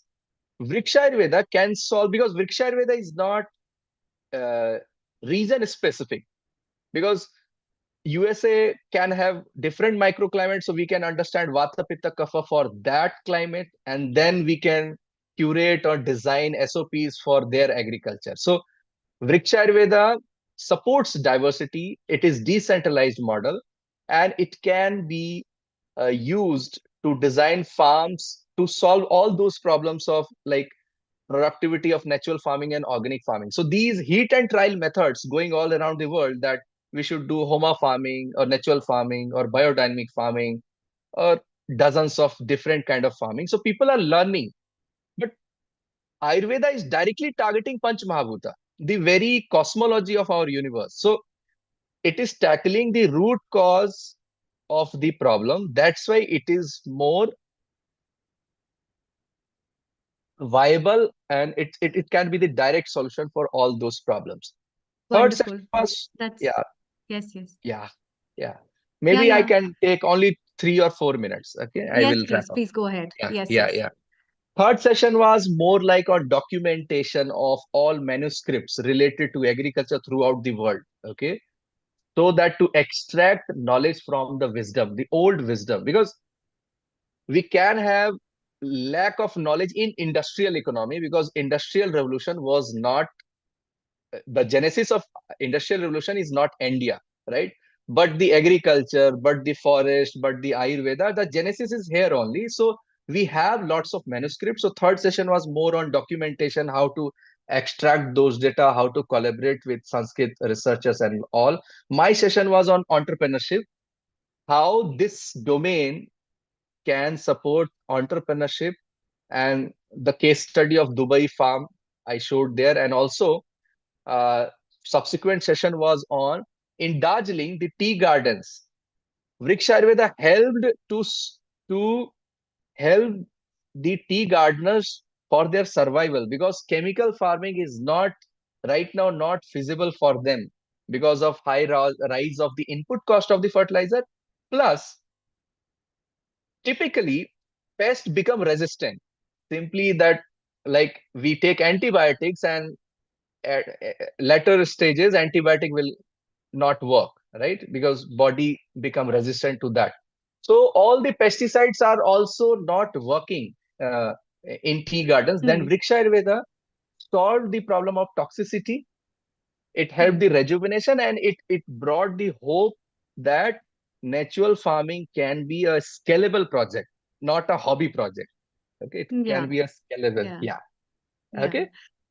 So that's very wonderful. In fact, your efforts as well as your interests and hobbies have led this kind of a transformation, which I think every individual and every citizen of India must realize. And as an Ayurveda physicians, we also, it is our responsibility to understand these things and bring back the things on the roots so that we plant healthy and organic food so that the fruit can be reaped up by the future generation to come. And that's what is the legacy of Ayurveda we can give. Thank you so much, Ravi Singh ji, for joining, and heartiest congratulations from all the Healing Our Earth family, and as well as all the contributors for the things you have been doing. Keep it up, and please stay around. Thank you so much. Thank you. Thank you. Let's move from India to US, where we have our senior healing team, Dr. Renee, and I'm very glad to welcome her. And we'll just take few comments from her before we move to Dr. Bhairav Kulkarni. A very good morning to you. Global Namaste. It's a really a great pleasure to have you with us today. So, Dr. Renee, you yourself are from Ayurveda. You have been doing a lot of stuff in this field as well. And you yourself are an exemplary person in many domains with your expertise. So, tell us a little bit more about you and also your comments for today's episode. Over to you for over 5 minutes. Thank you. Thank you very much, Amritaji. Global Namaste to everyone. I'm Dr. Renee Mera, Chicago, New York. So that's basically where I am. Of course, Ayurveda, I'm here in US being the ambassador of Ayurveda, and I just want to let everybody know that I'm part of the steering committee in Ayurveda right now to unify Ayurveda, different organizations in the United States. There are a lot of fragmented groups, so that we have one gold standard in education, whether it's for BMS graduates and higher graduates, or whether those graduating from schools in the United States. So we have different categories in Ayurveda practice in the US. And one of the highest, of course, would be the Ayurveda doctor. That would be the BMS graduates, or those on par with that same level of expertise. And so then we have the lower categories as well, Ayurveda practitioner. So we are trying to find one syllabus for all the schools in the United States, and at the same time have grandfathering of BMS graduates in the United States so that when they come, they are acculturated with the different practices, how they can practice Ayurveda lawfully or unlawfully in different states, because freedom states, there are about 11 freedom states in the United States where Ayurveda can be practiced as a holistic healthcare discipline. It is not licensed in the United States. So we're looking for licensure at this time, political advocacy, and trying to combine groups so that there's one accreditation, there's one credentialing, and people are not confused when they are taking on Ayurveda. At the same time, I think yoga and Ayurveda are twins. And I was happy to be part of the first World Meditation Day at the United Nations. Our organization, Science of Spirituality, which is non-denominational, and it's an NGO with the United Nations. I gave a lot of meditation sessions at the UN for UN diplomats. And it was happy to see that our dream had come true, that December 21st has become the Winter Solstice Day as World Meditation Day. So the core team members that actually got this initiative moving in the United States was Sri Lanka and a small country, Liechtenstein, which is between Germany and Austria. They're the ones who initiated the process, and then the core team member states joined, which included India, Nepal, Mexico.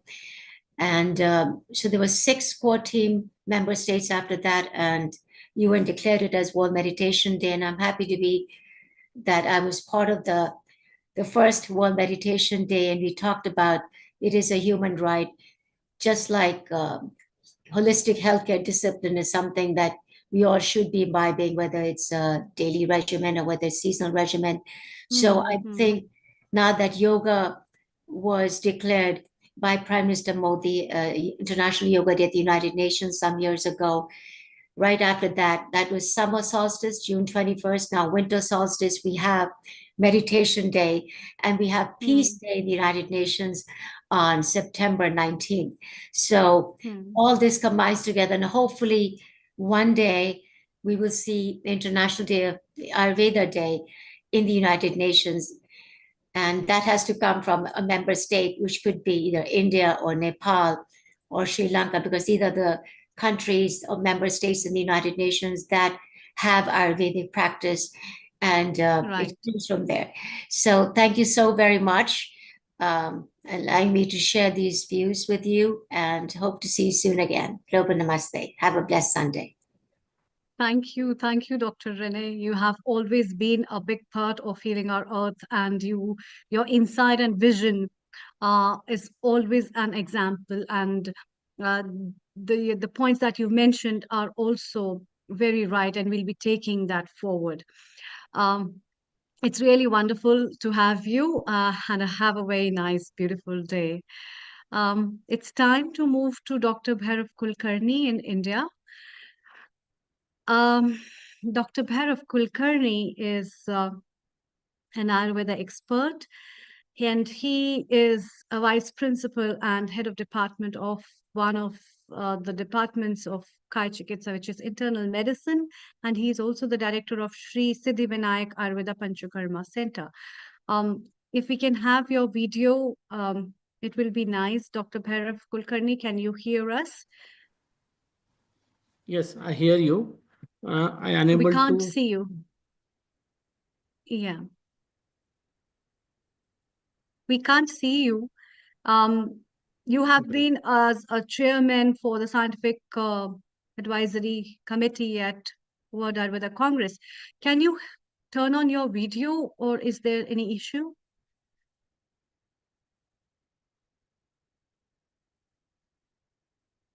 Am I audible? Can you hear us? We can we can hear you, Amrita. Let's move on to Dr. Rucha and with Acharya. So, Yeah. Dr. Bhairav Kulkarni, Amrita, once you we are can hear ready. you. We can hear Yes. you. He can hear Yes. you. He's struggling maybe with his video or something. Let's Yes. maybe call on Rucha right now if she's there, and Danada. Dr. So, Yes, Dr. Danada. and then if Yes. Bhairav is okay with his video, we'll call him later, okay? So let's go to Rucha. If you can put your video on, Danada, if you can put your video on. Let's welcome you because you were also there and it's Dr. important. Bhairav, can we see you again? Yeah, I think your other screen is showcased. Yes. Can you make it landscape, please? Turn. Yes, perfect. Perfect. Please stay on. Kindly unmute yourself. Yes. Please share your experience of World Ayurveda Congress, and you have been a chairman of the Scientific Advisory Committee at World Ayurveda Congress. How has been your experience from the field of Ayurveda? Share some insights. Over to you in over 10 minutes. Thank you. Thank you very much to inviting me. And it's such a great platform. All the international Ayurveda stalwarts are there. So I would like to share my experience. For World Ayurveda Congress was held in Dehradun. The full of knowledge and full of excitement. I was the part of this particular great event. And on the day first, 12th of December, I was invited as a chairman for one of the session, and lot of students from the students were examined. Some students they present their paper over there, and some teachers are there. They present their papers, research articles, and the very knowledgeable themes, very knowledgeable research work was there. Also, I attend practitioner conclave. I'm an academician as well as practitioner, so I attend one of the practitioner conclave, and Honorable Dr. Devpujari sir, he is president of NCSM. He guided to how to practice in upcoming days as a Ayurveda practitioner, and it was a wonderful session over there. Also, the session was there for international delegates and I'm also international speaker, so I attend this session also. So most of the more than 25 countries, people and students and the particular professor and who have the unit in outside India, they were joined this particular association event, and this workshop is for 3 days for international people, and it was a great meet to international people over there and international assembly. They taught their experiences, how they're facing some problems in outside India. So it was wonderful, and some people from India who had previously worked done in most of the countries like Europe, like UK, as well as US and Southeast Asia. So they shared their experience also over there. Also, I was involved in principal conclave. I was a part of a particular conclave because I am a vice principal of the Ayurveda College. So most of the doctors and most of the principal from all over the India was joined this conclave, and it was very wonderful. All the NCSM team, honorable president, then Ayurveda director, they guided all the principal how to continue their college and how to teach the students, and they given some tips regarding the management as well as the MSR and the guidelines. So it was a nice experience in World Ayurveda Congress, and I thank you. I enjoyed the food of particular because uh, knowledge as well as food, both our combination was very wonderful in such a great state. So thank you very much.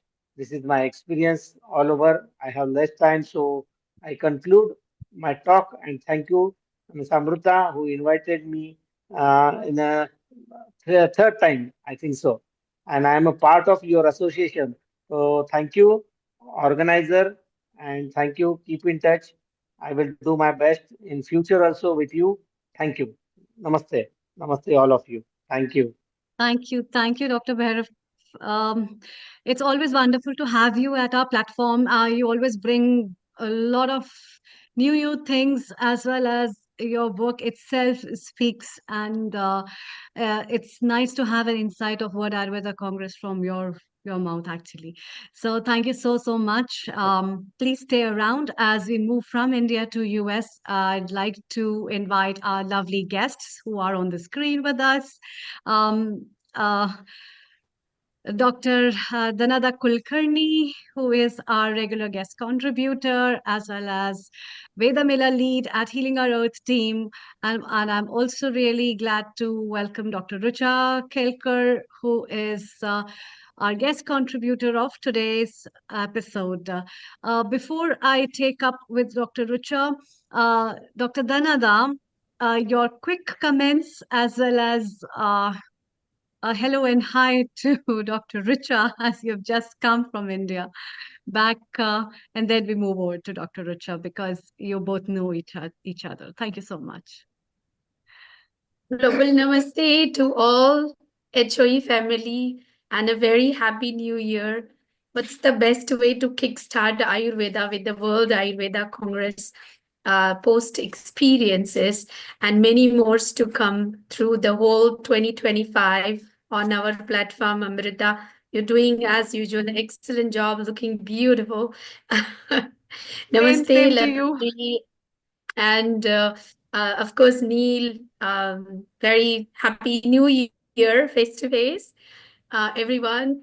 I totally enjoyed and immersed myself in India. It was very life transforming, although I couldn't be there at the WAC, but all my good vibes, and I could see all my friends were enjoying, following them on the Facebook, especially Rucha, Anu, and Manju, and so many other people were enjoying. And I had my own personal things to attend, and it was a very beautiful event at my end as well. The new year started with a great force and great emphasis on how Ayurveda should lead your life. The small nuggets that they practice in India feed so much more here, and we appreciate every single word. Like Dr. Saurabhji just explained all the physician females, and I was astonished to know many names from Rigvedas and others. We have such a great hidden knowledge and wisdom to offer, and we are celebrating so much in every country, especially on HOE platform. Amrita, we have seen almost 150 countries coming and going last few years. And I'm so excited that we have started our January month with the Ayurveda, and it will be such a great event. I welcome Dr. Rucha here in HOE family with her insight, and very good luck to all for Ayurveda. Thank you so much, Amrita. Thank you, Dr. Dhanada. Let's have a quick talk with Dr. Rucha. Dr. Rucha is a founder and director of Ayurbliss Wellness Center, and she's the chair of Mount Madonna Institute College of Ayurveda, and also the president-elect of NAMA, National Ayurvedic Medical Association. And you have been a part of World Ayurveda Congress, Dr. Rucha. How had been your experience? And we had been moving around the globe to take experiences of people from Argentina, Germany, India, and many other countries. Being a part of and a president of NAMA and working in US, how did you feel was the World Ayurveda Congress this time? And what all things have you taken back home with? Over to you. Thank you. Thank you very much, Dr. Sharma. First of all, Namaste to everybody, a global namaste to everybody. And thank you very much for having me here today, sharing my experiences from the World Ayurveda Congress. So my representation at the World Ayurveda Congress was as president-elect of NAMA, as well as chair of Ayurveda, the Mount Madonna College of Ayurveda. So I represented both these institutions there. And I personally thought that the World Ayurveda Congress was a remarkable event with more than 10,300 attendees from across the globe. Representatives from 58 countries participated, and 27 country reports were presented, making it one of the largest Ayurveda Congress conferences ever held. The event also welcomed 130 traditional healers from 24 Indian states, showcasing the diversity and depth of traditional healing practices. So I was primarily involved and participated in the country report panel discussion, which was held at the International Delegate Assembly, which was part of the World Ayurveda Congress. And I also participated in the International Association of Associations meeting. So these two were the primary things that I participated in. The country report session primarily focused on education, practice, research, products, networking, and regulations in different countries around the world. I was representing the United States of America, and I shared my views, what we are doing here in this country, and how things work in this country at the panel discussion. So, so that as part of International Association of Associations meeting, it was essentially, representative of an association. Since I represent two different associations, one as chair of College of Ayurveda at Mount Madonna Institute, and second was president-elect of NAMA, National Ayurvedic Medical Association, the oldest association in the United States. So that is what I represented at the other meeting. Of course, I do have my center, which I've been running for the past 22 years, the Ayurveda and Panchakarma Center in California. So coming back to the country report session, my primary focus there was talking about what we offer, as part of NAMA for education here in the United States. So we do have different levels of training that we currently offer here. And we have the health counselor program, we have the practitioner program, we have the advanced Ayurvedic practitioner program. All these programs are at the level of a certification level. We are working towards licensure eventually, but we have things in place and eventually that will happen. There is a certification board that helps to make sure that the competencies at all these levels of these programs are met, making sure that the students who graduate from these programs have met those competencies. And we also have the accreditation board, which basically oversees the institutions, making sure that appropriate levels of education are being offered. So these are the three primary agencies here. The membership association, which is NAMA. Then we have the NAMA CB, which is the credentialing board, which oversees the students and competencies. And then we have the accreditation board, which essentially oversees the institutions and makes sure that they stay in candidacy for these programs. So that was this is what I shared at the country report session at the World Ayurveda Congress. As along with that, how many hours of training we offer at each level, what are the prerequisites to get into these courses, etc., etc.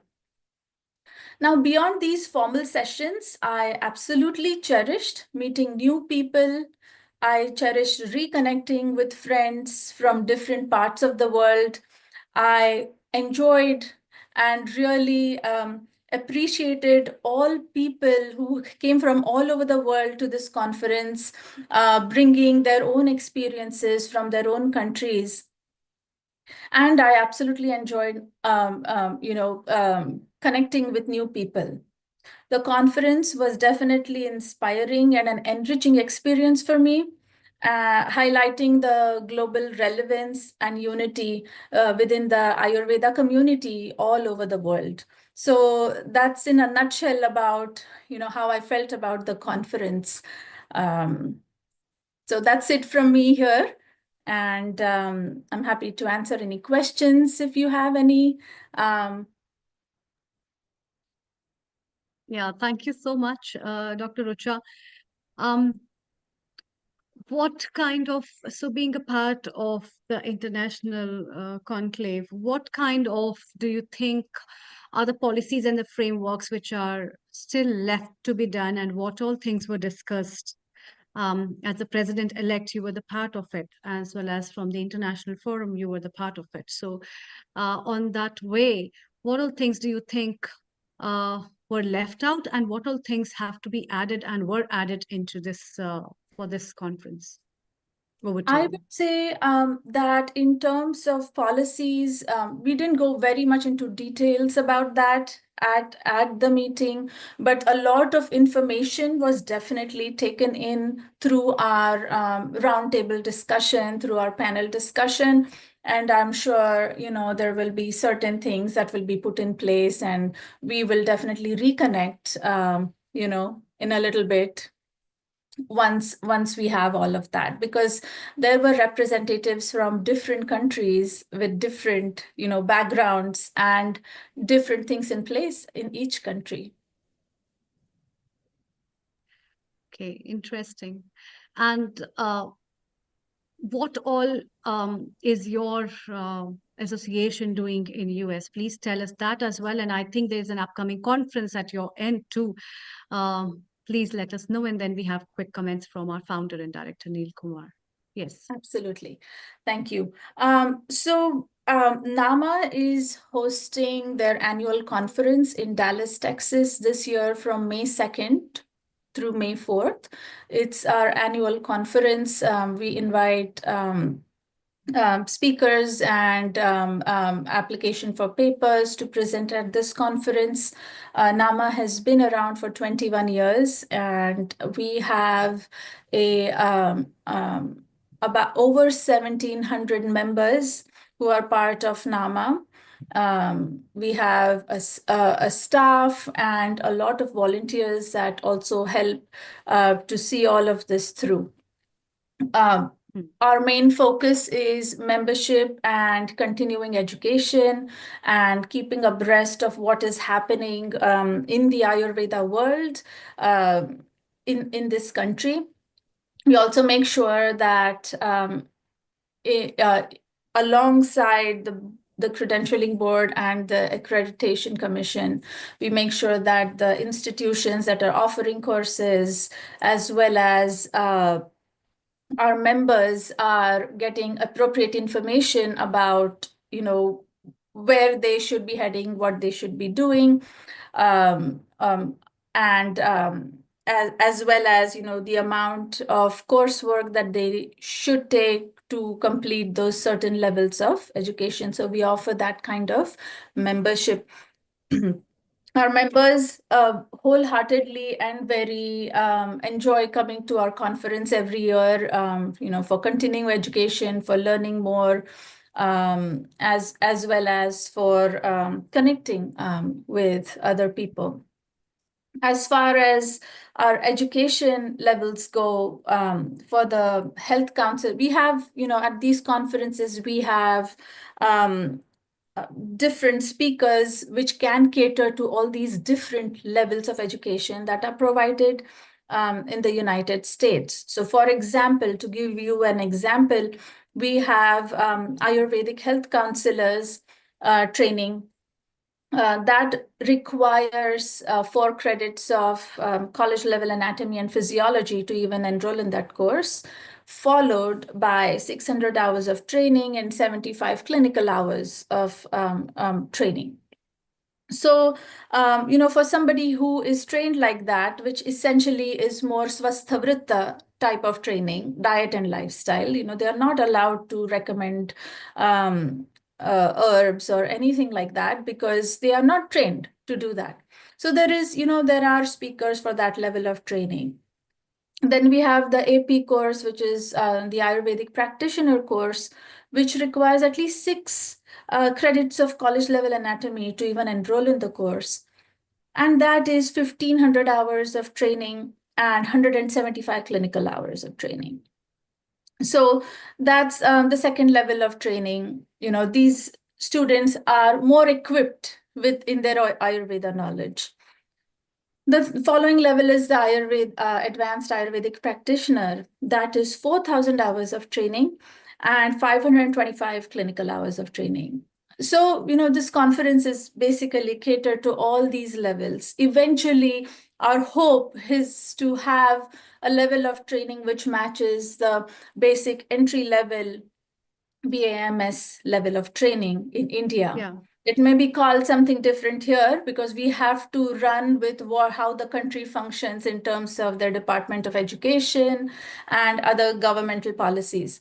But our hope and vision is to have a level of training which will be compatible with that level of training. Thank you. Thank you, Dr. Richa. Dr. Dhanada, you are always a part of this and have been an integral part of this. We'll be taking up a few comments from you.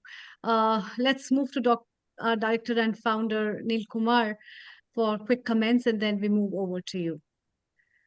Neil Kumar, your comments, please. Yes, thank you. Global Namaste, Rucha. Thank you very much for coming, and exciting to know that you are president-elect for NAMA. We know lots about NAMA just because of our Dhanada in there in USA, who represents us there at Healing Our Earth. You are in California. So before we carry on further, the Los Angeles fires are still raging on and not going to stop for a while. Let us keep 1 minute silent for all those who have perished and all the buildings which are destroyed. Maybe this will be one of the most historical fire ever. So let's hold a minute silence and then we carry on, continue.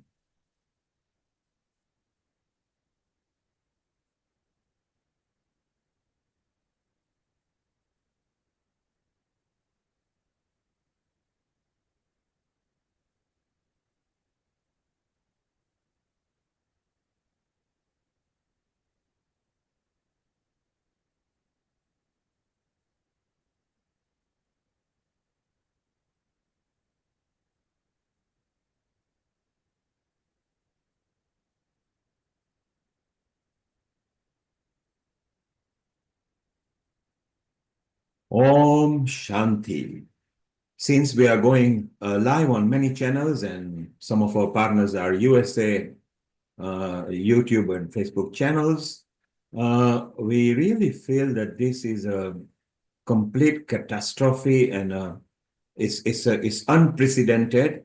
Maybe in the history we will see in such a short space, although Los Angeles is very big, such kind of disaster, and it's still not finished because the winds have picked up. As we are talking right now, it has even attacked more places. So let's hope that, and there is no war. There is no argument about religion, gender, and nature has got its different style of doing it. So may Earth bless everybody over there. Our special condolences to the family of those who have lost their loved ones. But the world moves on. Let's move on.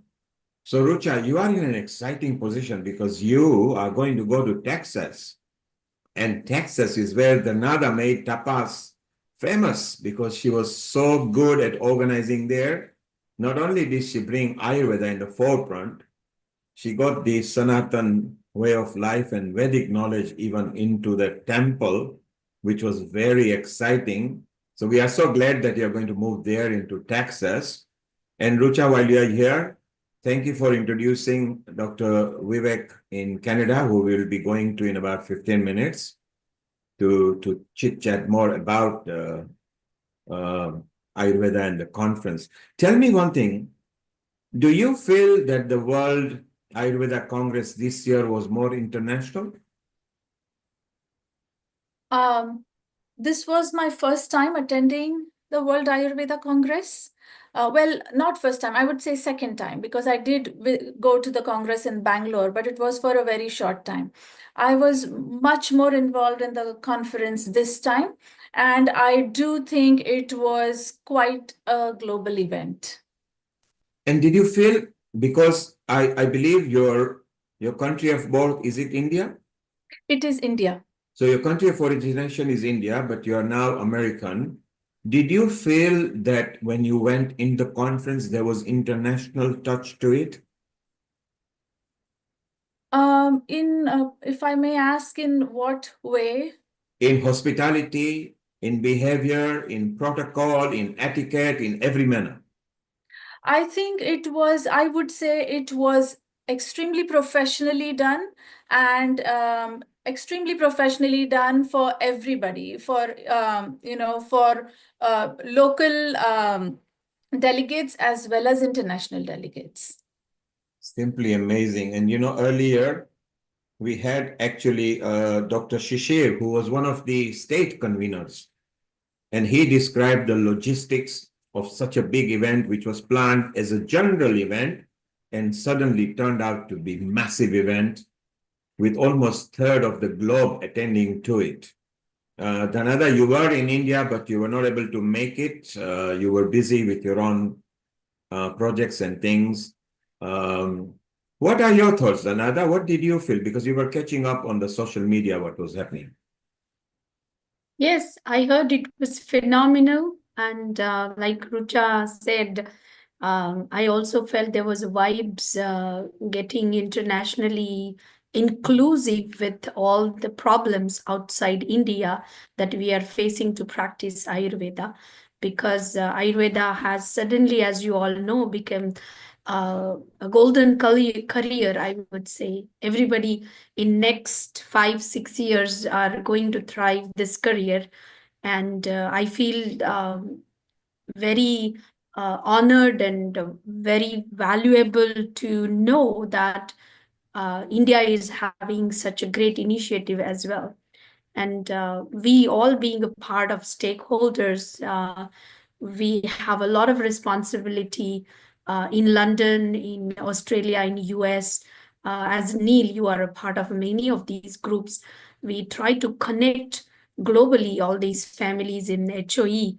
And we are learning step by step, which I think WAC has also been very impressive and phenomenally concluded their conference this year. I hope this to be continue and being a part of that next year with Amrita. Talking about Amrita, Dhanada, because she's your colleague and she's the chief admin at Healing Abroad and a senior anchor. She has done a wonderful job in a short space of time with our Venkata Joshi.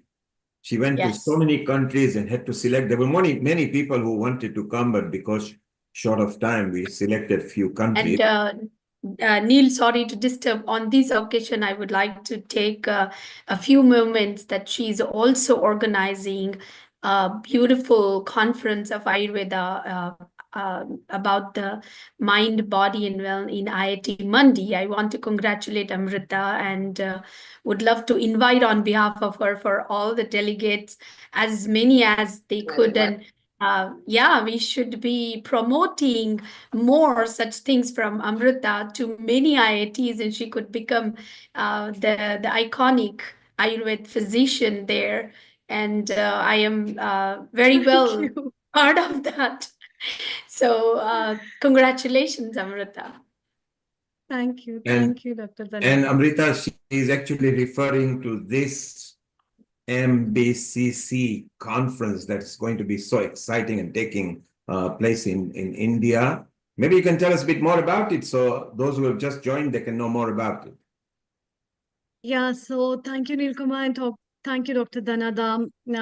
This is the second international conference which our Department of Indian Knowledge System and Mental Health Applications at Indian Institute of Technology, Mandi, which is in Himachal Pradesh, which is Kangana Ranaut's area.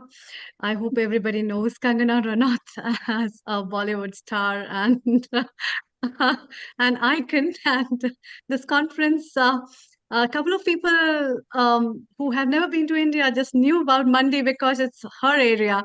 So thanks to her for making us famous. We know you. And this- We know But Amrita's Amrita- area. Amrita, as Dhanada says, forget Kangna Ranaut. Now the world Yeah. knows Amrita Sharma, who is famous for healing our earth. Well, thank you so much. But then this conference is on mind, brain, and consciousness, which has the following themes of science of consciousness, neuroscience, and mind and brain, theories of perception, quantum perception, cognitive psychology. We are working on cognitive biomarkers as well as wearable IKS devices.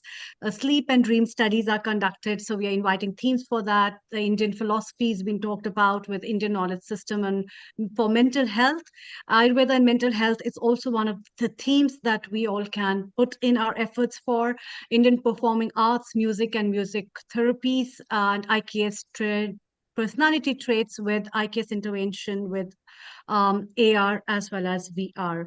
So these thematic areas will be covered from 4th to 7th of June in 2025, and the last date of submission of full papers has been extended to 21st of January 2025.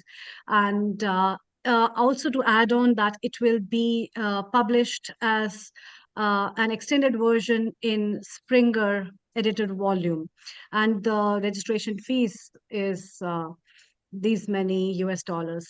And Amrita, we are so So- proud that apart from being a chief admin at Healing Our Earth and a senior anchor and a complete contributor at Healing Our Earth, you are also part of IIT Mandi over there. So people will actually be able to see you, which is so wonderful. Yeah. Those who are actually wanting, so it'll be so nice. And hopefully Dhanada will be there with you in person there. And Rucha, you I can am speak. one of the technical committee members there working behind. So the success of that will be from all of your ends that will come up. And that's where we require the hands of technology and Ayurveda. And these So are just this some is- of them over here who are actually part Yeah, of we have this organization. You can see the general chairs. Yeah, Professor Ganpati Ramanath himself is one of the eminent personalities from US, and we have one of the great leads from Japan, Dr. Anirban Bandyopadhyay, who has worked a lot on Trigunas and Tridoshas and quantum mechanics. So he is a lead for the quantum study. We have Stuart Hameroff, who's one of the very big leads from University of Arizona, as well as he's an anesthetist. And we have a couple of eminent people, Vice Chancellor from S. Vyasa University, as well as from IIT's various people, and also our technical committees from IIT Mandi and others. So many personalities over there. So it's such a wonderful thing. MBCC in June. If you want to know more about it, just contact Amrita at Healing Our Earth.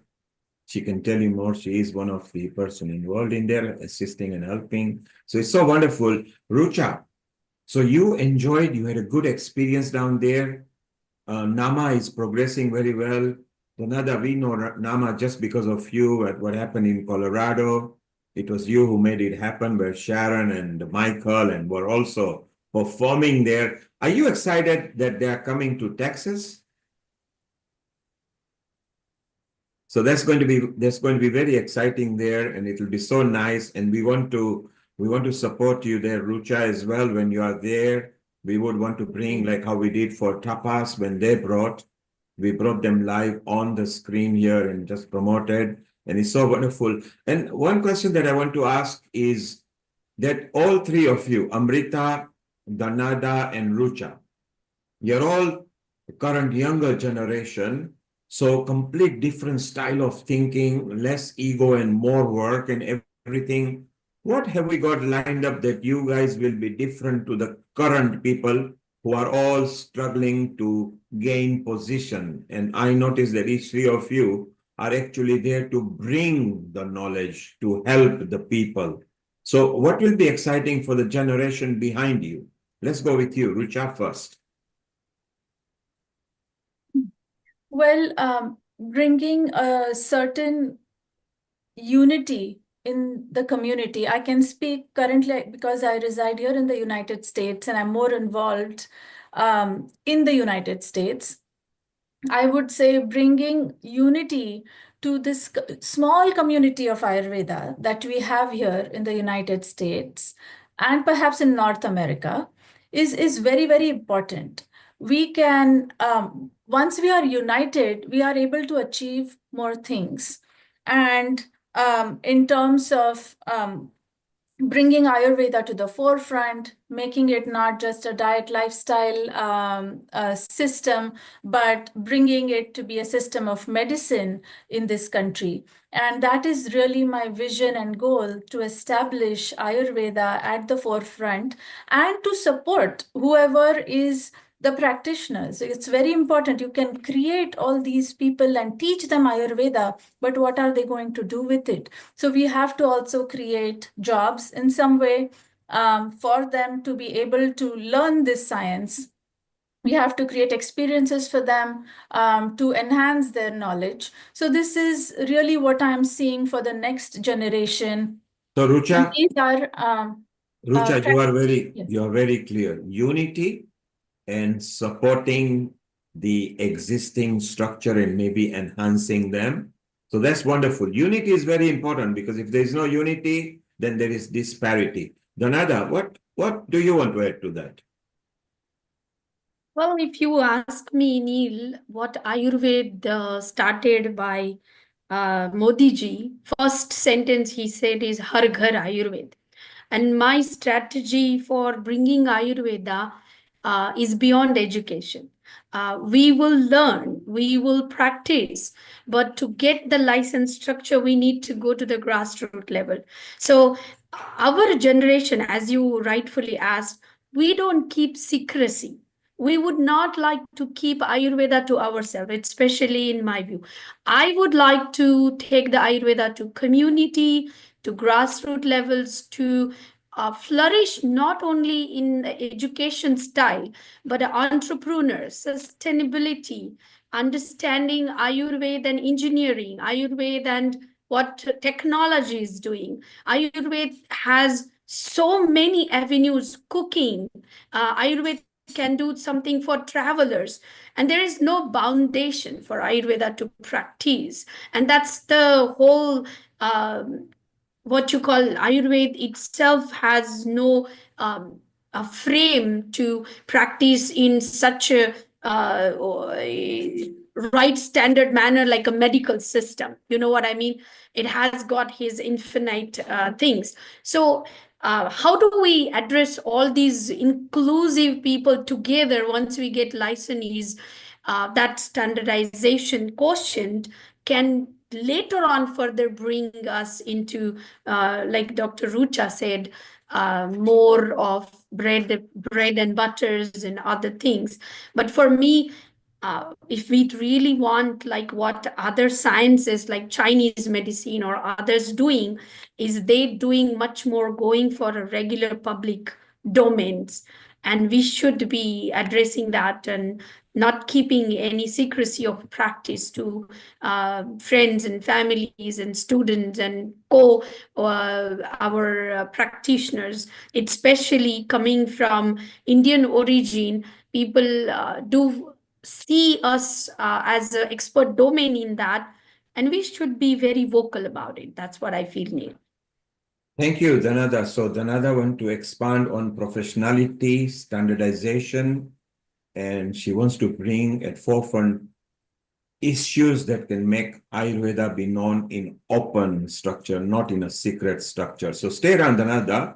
What we will do, Amrita, let's welcome our next guest, Vaidya Vivek Chadha. He's also running an Ayurveda Wellness Center, and I think he's in Brampton in Canada. And I think he has over 30 years worth of experience. So another senior wisdom person. So we bring him on right now, and then we will also ask him what he thinks he wants to bring in. So Amrita, let's welcome Dr. Vivek Chadha for a while. Thank you, Neil Kumar. Thank you, Dr. Richa and Dr. Dhanada. Please stay around. Global Namaste and a very good morning, Dr. Vivek.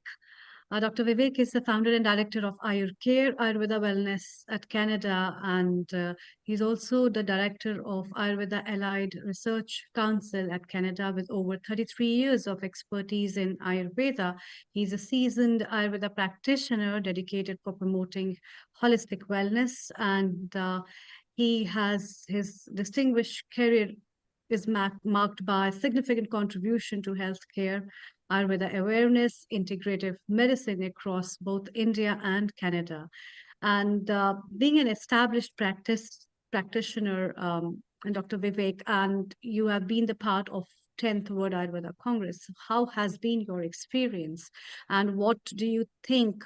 How is the prevalence of Ayurveda back at Canada, and what all has to be done? Over to you. Thank you. Namaste. Thank you very much for taking me in. I'm audible? Yes. Yes, yes. Today's Vivekananda Jayanti, so starting I will do with great motivational quote about him. Like he said, if we both exchange 1 rupee, we have 1 rupee each. But we exchange 1/3 each, we have 2 good thoughts to be taken for the life. That is in another thing. Today I'm at Niagara Falls, world famous Niagara Falls, and attending from there. Firm believer in, you say Ayurveda, not only Hitayu Sikhayu, my take is Shatotarayu. 2 things I always, when I talk to people, I tell them about it, to how to manifest their life. So my Shatotarayu is my take on them. Firm believer in Rigveda Shaloka, Tachakshurde Pursta Shukr Muchrat Pashem Sharda Shatam Jivem Sharda Shatam Shrunyam Sharda Shatam Prabhavam Sharda Shatam Adina Sham Sharda Shatam Bhuyascha Sharda Shtat. How beautifully this shloka is written, this sukta is written. That look at it. Sometime forward, I may explain how I like, why I like this shloka. So it was a wonderful experience in the World Ayurveda Congress. I would say Kumbh happens in 12 years, in 2 years. It happens there, but it was like a Kumbh of Ayurveda. So many people, so many enthusiastic people. It was really, really good to see that how people are now liking it, how people are now trying to get involved in the Ayurveda. When I started, it was not Ayurveda. Everybody was thinking about integrative practice only, or just modern science, a way to get license and then practice different things. But now time has come for the Ayurveda. I was invited as a international delegate from Canada in WAC, and 4 days I stayed there. 11th evening I reached there at Dehradun, and till 15th I was there, attended all of them.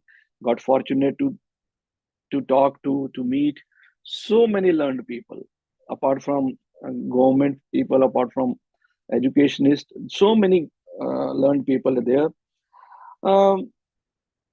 If you ask me, so I was presenting about, since Dr. Rucha said about like what are the practice situation, what are the educational standards there, what are the researches going on. So when I didn't attend it, I was thinking that my country in Canada, it's not an issue. It's an issue to practice Ayurveda. But I see there that each and every country is having the same issues of standardization, same issues of accreditation, same issue of regulation.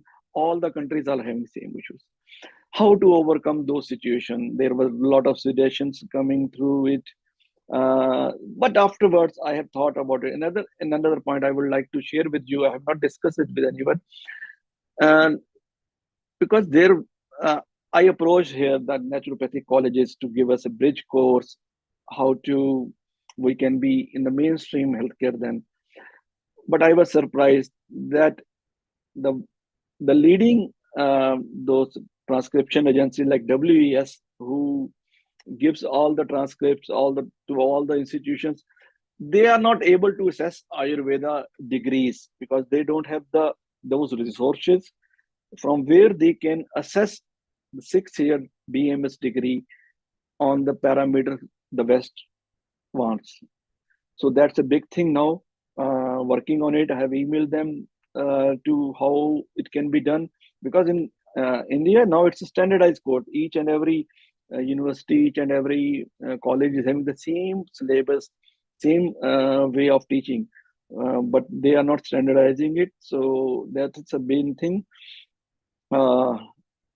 Regarding another thing for practice rights or for products or herbal products, definitely there is big concern about metal formulations here. But apart from that, there are some natural products which can be licensed here. We can get them here, get them approved here, and then can be used as a practitioner here. It's not regulated in Canada, but regulated doesn't mean that you cannot practice it. It is regulation is for the patients, like for the clients, because they have certain rights about it.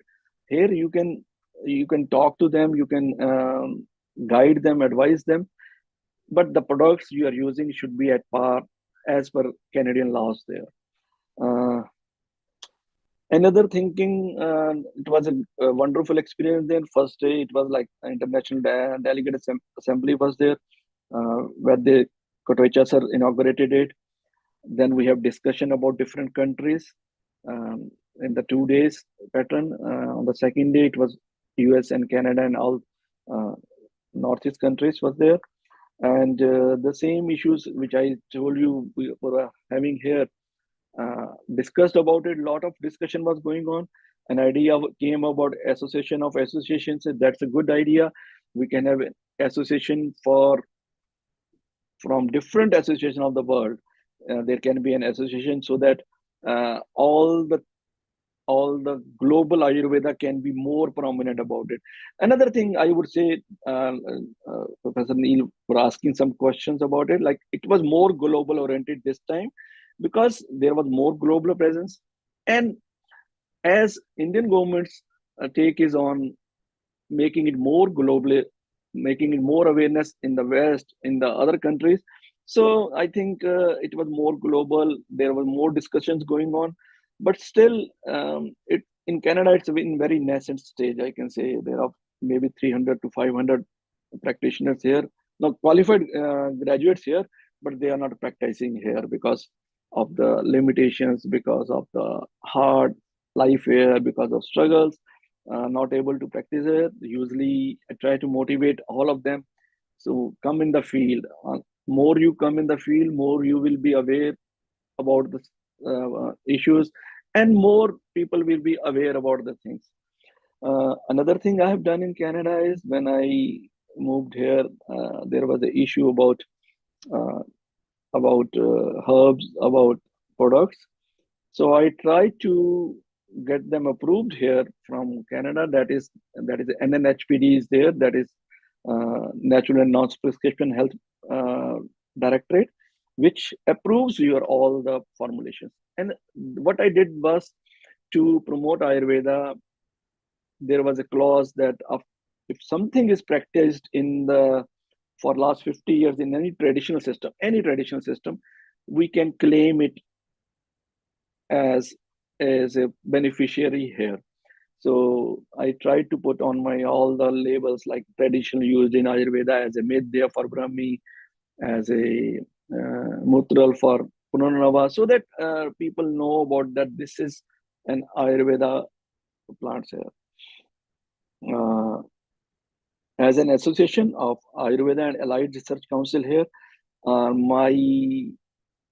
vision is to bring evidence-based Ayurveda in North America, to dispel myths and misconceptions surrounding Ayurveda. This is the big thing, because here the mindset is like the Ayurveda medicines are going to create some issues with the kidneys, going to create issues with the thing. So we have to dispel those myths so that we can bring Ayurveda more forward about it.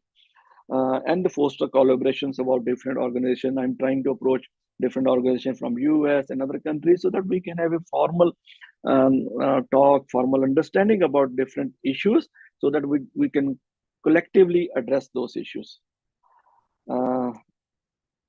This is all about the WAC. Any questions? I would be glad to answer those ones. Thank you, Dr. Vivek. Already a lot of things you have mentioned about the common problems that Ayurveda faces globally, about the policies, the framework, the practices, as well as the implementation of the laws for practicing and the use of medicines of Ayurveda. A lot of changes have to be brought on Yes. various levels to bring in the real ethics as well as to validate the proofs of the proven things that our legacy has been there from the traditional times. So thank you very much for joining us. And let's take up a quick comment from our founder and director, Neil Kumar. Over to you. Thank you. Global Namaste, Dr. Vivek. Namaste. Do you find there is a resistance with the Canadian Medical Board with regarding to Ayurveda? I would not say resistance because those people don't know about Ayurveda. We have to make them more aware about Ayurveda. So look at it, if it's a family physician or a graduate of modern medicines, and they are not understanding the concept of like if I will give simple example. I am a patient with Crohn's disease. Some Chinese specialist, super specialist is attending him. So the guy is with me from last 3 years, from age 16 to 19 now. And symptomatically, documentarily, with colonoscopically, they are improved. When they went to the doctor here, he said there is a lot of improvement. I can see your score from 14 to 6 now. This is very good. So they told about it Ayurveda. He said, I don't know about this thing, but whatever you are doing, it is good for them. So what we need is we need to create more awareness. We need to let them know how it can be helpful, how it can be complementing, how it can be mainstream healthcare, that so much money they are wasting about it, and it can be easily treated. It can be easily corrected with this one. So I think on that part, we need more documentation. That is also I learned from WAC, ICD-11, other things. We are not documented those type of things. So I think resistance is not there, but for sure, they are not aware about the benefits about it. And do you think we've got penetration in the Canadian Medical Board with the Indian actual practicing medicine doctors who also follow Ayurveda?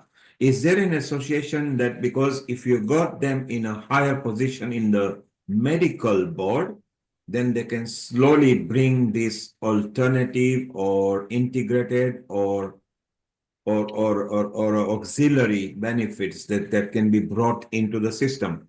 Do you think Yes. politically we have got that influence now? Because there are a lot of Indians in Canada. Yes, now there are a lot of practitioners which are on policy making decisions too and other things too. And recently I saw a video of Dr. Trehan and Dr. Sareen, how they said about good words about it. These are the words which will be when the people here see, otherwise they were not believing it. But right now, little bit changes is coming. I can see in last 2 or 3 years there are changes in coming on, and we need to make them more aware about it, and then it will be helpful. Superb. Dr. Amrita, I think Dr. Vivek Chadha has been very open and succinct in what he has said. So we've got the knowledge from Canada, roughly what's happening, from USA, from Argentina, from Germany, from UK, from India. It's nice to collate all this information. Everybody wants to create a master association. But I think the way forward is to make sure that we've got a very good PR experts within those organizations who can actually reach the politicians of the country of destinations, which are what we are trying to have. So I think it'll be very nice, much later, maybe even next year, to have this conglomerate meeting and collect all the data. Dr. Vivek said very clearly, we don't have expert scientific documents at the moment to present and challenge and say, here is an unchallengeable trail of how Ayurveda can help. And I think everybody is working towards there because certain ingredients and herbs are also now classified as a main allopathy treatment, particularly for antioxidants. So great. Amrita, what question have you got for Dr. Vivek before we show a video from Gabriela from Portugal? Thank you, Neil Kumar. Well, a lot has been said by Dr. Vivek, and I think a lot more things can be done apart from India to other parts of the world, where people can combine and join in together and join hands to bring these kind of facts, figures, which are overseas, so that the problems can be raised beyond those parameters and can be regularized on various bases for the people, for smooth implementation of practices of Ayurveda, as well as for people to prove the worth of where they have spent so much of time and their life years in this precious traditional knowledge system for working. And now we have a short video from Gabriela from Portugal, who could not make it for let this us now event. sit and enjoy, and we'll continue our chit chat. So just stay around. We are not finished yet. And Gabriela Sorescu is actually from Portugal. She is the president of AMAYUR, which is a Portuguese Association of Ayurveda Medicine. And this, it was, she has got to say. She wanted to be here in person, but she was flying. So let's just see what she has got to say.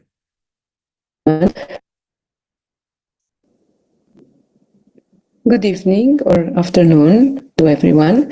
My name is Gabriela Paleta and I am an Ayurvedic practitioner in Portugal. And I am also the president of the Portuguese Ayurvedic Association, AMAYUR. I would like to start by expressing my gratitude to your kind invitation to this wonderful program, and that is regarding the 10th World Ayurveda Congress. It was with great pleasure and interest that I have joined the Congress. It was my first time attending this event, and I was definitely amazed by and impressed by the number of people present, more than 10,000 people, over 50 countries, and by the wonderful atmosphere, the amazing and dedicated organizing team, and all the delegates present. The international delegates agenda, that was the part where I attended most of the sessions, was very well organized, and I enjoyed finding out more about what is the reality of Ayurveda in so many countries around the world. As a representative of the Portuguese Ayurvedic Association, that is a non-governmental, not-for-profit organization here in Portugal dedicated to promoting Ayurveda here, and is run only by volunteers, which is also very important, I had the opportunity to share a little bit about the reality of what is happening in our country with Ayurveda. So Ayurveda exists in Portugal for more than 20 years and has focused mainly on, we as an association have been focused mainly on promoting Ayurvedic events, meetings, and also education for those interested not only in a healthier approach of their life and well-being, but also for those that want to become or already are Ayurvedic professionals dedicating their life to helping others on this path. We have been taking this role of education very seriously here and have been striving to promote an accurate, thorough and consistent education following international standards like the WHO standards and also BAMS curriculum as much as possible, attending also to the reality of this kind of education here in Europe and in Portugal. We have the important support of the Indian Embassy here in Portugal and also of many Ayurvedic doctors that visit us regularly from India and from other parts of the world and share their knowledge and experience. For the last 10 years, we have also organized an international meeting, Ayurvedic meeting, of course, that started out small, more friends gathering with only a number of people, and now has turned into an international Ayurvedic Congress that is happening in the beginning of March of every year. And this year will be between the 1st and 2nd of March, and it will take place at the University of Lisbon. Being at the 10th WAC, particularly in the international delegates meeting, was very important for us to establish contacts with other Ayurvedic professionals and organizations around the world, and also understand the issues that we are facing in Portugal regarding Ayurveda, like the legal practicing or quality of education or cooperation with the local government and public, cooperation also with the Ayush Ministry and other Ayurvedic schools and universities in India. All these issues are similar in most of the countries, and this is what we've noticed. The openness and availability of the Ayush Ministry in supporting the international professionals and organizations that are dedicated to spreading Ayurveda globally, as well as promoting Ayurveda, international education standards for Ayurveda is very, very important to all of us.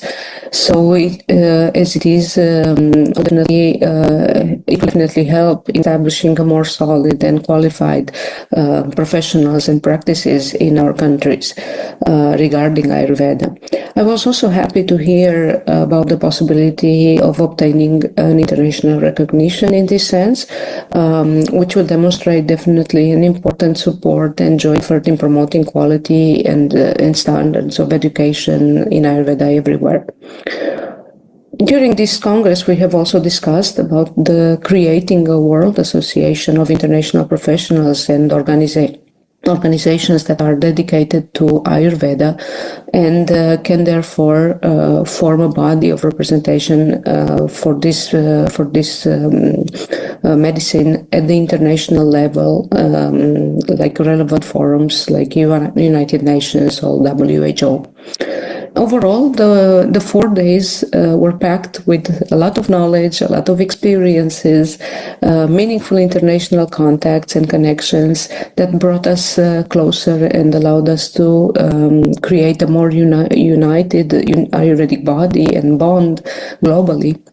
Because after all, we have all the same goal of bringing Ayurveda to every person, to every home in all the countries, right?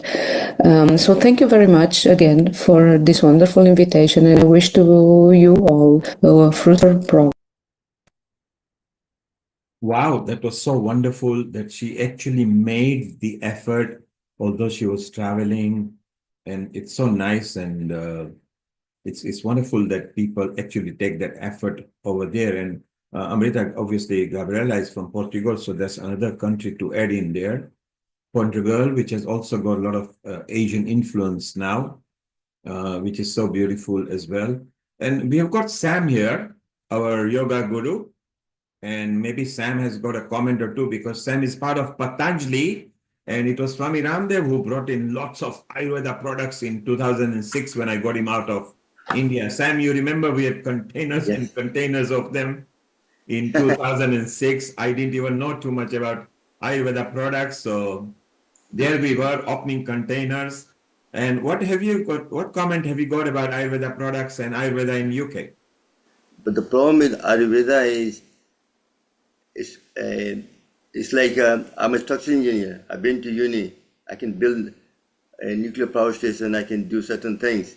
But if I tell you as a layman all about it in big language, you'll get lost. That's what's wrong with Ayurveda just now. Every country, they don't know much about Ayurveda. So you have to, like Chinese, they have exceeded a lot of herbs. They take herb each individually. So easier to understand if you bring ashwagandha or if you bring a neem or you could bring the giloi, one element, then people can understand, test it and find the benefit of it. Just now when you bring a 2 or 4 or 5 things put together, then difficult for them to understand what's happening. And also we don't have, and the quality of herbs are not the same. The potency is not the same. That's where we have to work on it to make sure we can make it. That's my kind of going on the, and that's why Western people kind of struggle with because you can't give the same result every time, depending where you're buying even haldi, which part of the world the haldi came from, or which part of India. Certain are more potent, some are less potent. So how do you quantify it? And that's where, and also Ayurveda is like catabolism, anabolism, metabolism. You got three processes happening in your body: Vayu, Pitta, and Kapha. And that's what through fire air, space, earth, and element. Those five elements make those Vayu, Pitta, and Kapha, and that's what brings everything back. It's like trying to teach somebody who doesn't know anything about it in deeper sense. You have to teach. You can start from. You have to go back to basic. So go one herb at a time. And once they see the benefit, like गुड़ खाने से आपको iron मिलता है, जैसे हम लोग beetroot खाने से blood का बढ़ता है, you have to train them slowly and then go deeper into it. Then you might get more positive results. Like COVID हुआ, then people went for the lung, they eat certain things, they thought they eat गुड़ खाएंगे तो lung साफ होगा, iron का level बढ़ेगा. It's like sometime, but Swamiji had brought the Ayurveda much more internationally by producing Arogvati. I used to have flu all the time. When my father was a doctor, he used to give me flu injection. I still caught flu. But since I met Swamiji doing yoga and taking Arogvati, which contained Giloi 50%, Neem 25%, and Tulsi 25%. I've ate that, and since last 20 years, I've never had flu, cold, any kind of thing at all. So I know it works for me. So, but how do you prove that to the local people? That's where the issues are. Thank you, Sam. So wonderful. Sam loves Ayurveda. He practices Ayurveda and yoga together. Well, it's time to conclude. And what a wonderful array of people that we had. Just before we close, we had a child contributor in our Healing Our Earth, and it's a special birthday for him. So a happy birthday to Shashwat Sharma, who actually happens to be our chief admin, Amrita Sharma's son, and he's our child contributor. So happy birthday to you, Shashwat. Thank you, Neil uncle. This means a lot to me. And you are And smiling. global namaste to everyone. So we are so very proud. We are so very proud of you, and we want more contribution from you. You are all the future of Healing Our Earth, and it is the energy that brings in, which is so beautiful. Well, it's time to close off. We need to shoot off. So Amrita, thank you, and if you could just wind down. Thank you. Thank you. Thank you, Shashwat. Thank you very much for episode today, because we talked about a very important insight, taking Ayurveda across the seas, what all things can be added up, and what all lovely insights we had from our experts from the Ayurveda field at the 10th World Ayurveda Congress. I would like to especially thank Dr. Venkat Joshi ji for being a lead of this episode, as well as other contributors, Vaidya Patankar ji, Dr. Rucha, Dr. Danada, from the field of Ayurveda, Dr. Naveen Gupta, all those eminent people who have made Ayurveda what it is, and we all are together working for the better progress of Ayurveda, and we will be working further. Thank you so much, everyone, for bringing all that with us, for your immense love. And let's wind up with the Gayatri Mantra. Om Bhurbhuva Swaha Tatsaviturvarenyam Bhargo Devasya Dhimahi Dhiyo Yo Na Prachodaya. Om Bhurbhuva Swaha Tatsaviturvarenyam Bhargo Devasya Dhimahi Dhiyo Yo Na Prachodaya. Om Bhurbhuva Swaha Tatsaviturvarenyam Bhargo Devasya Dhimahi Dhiyo Yo Na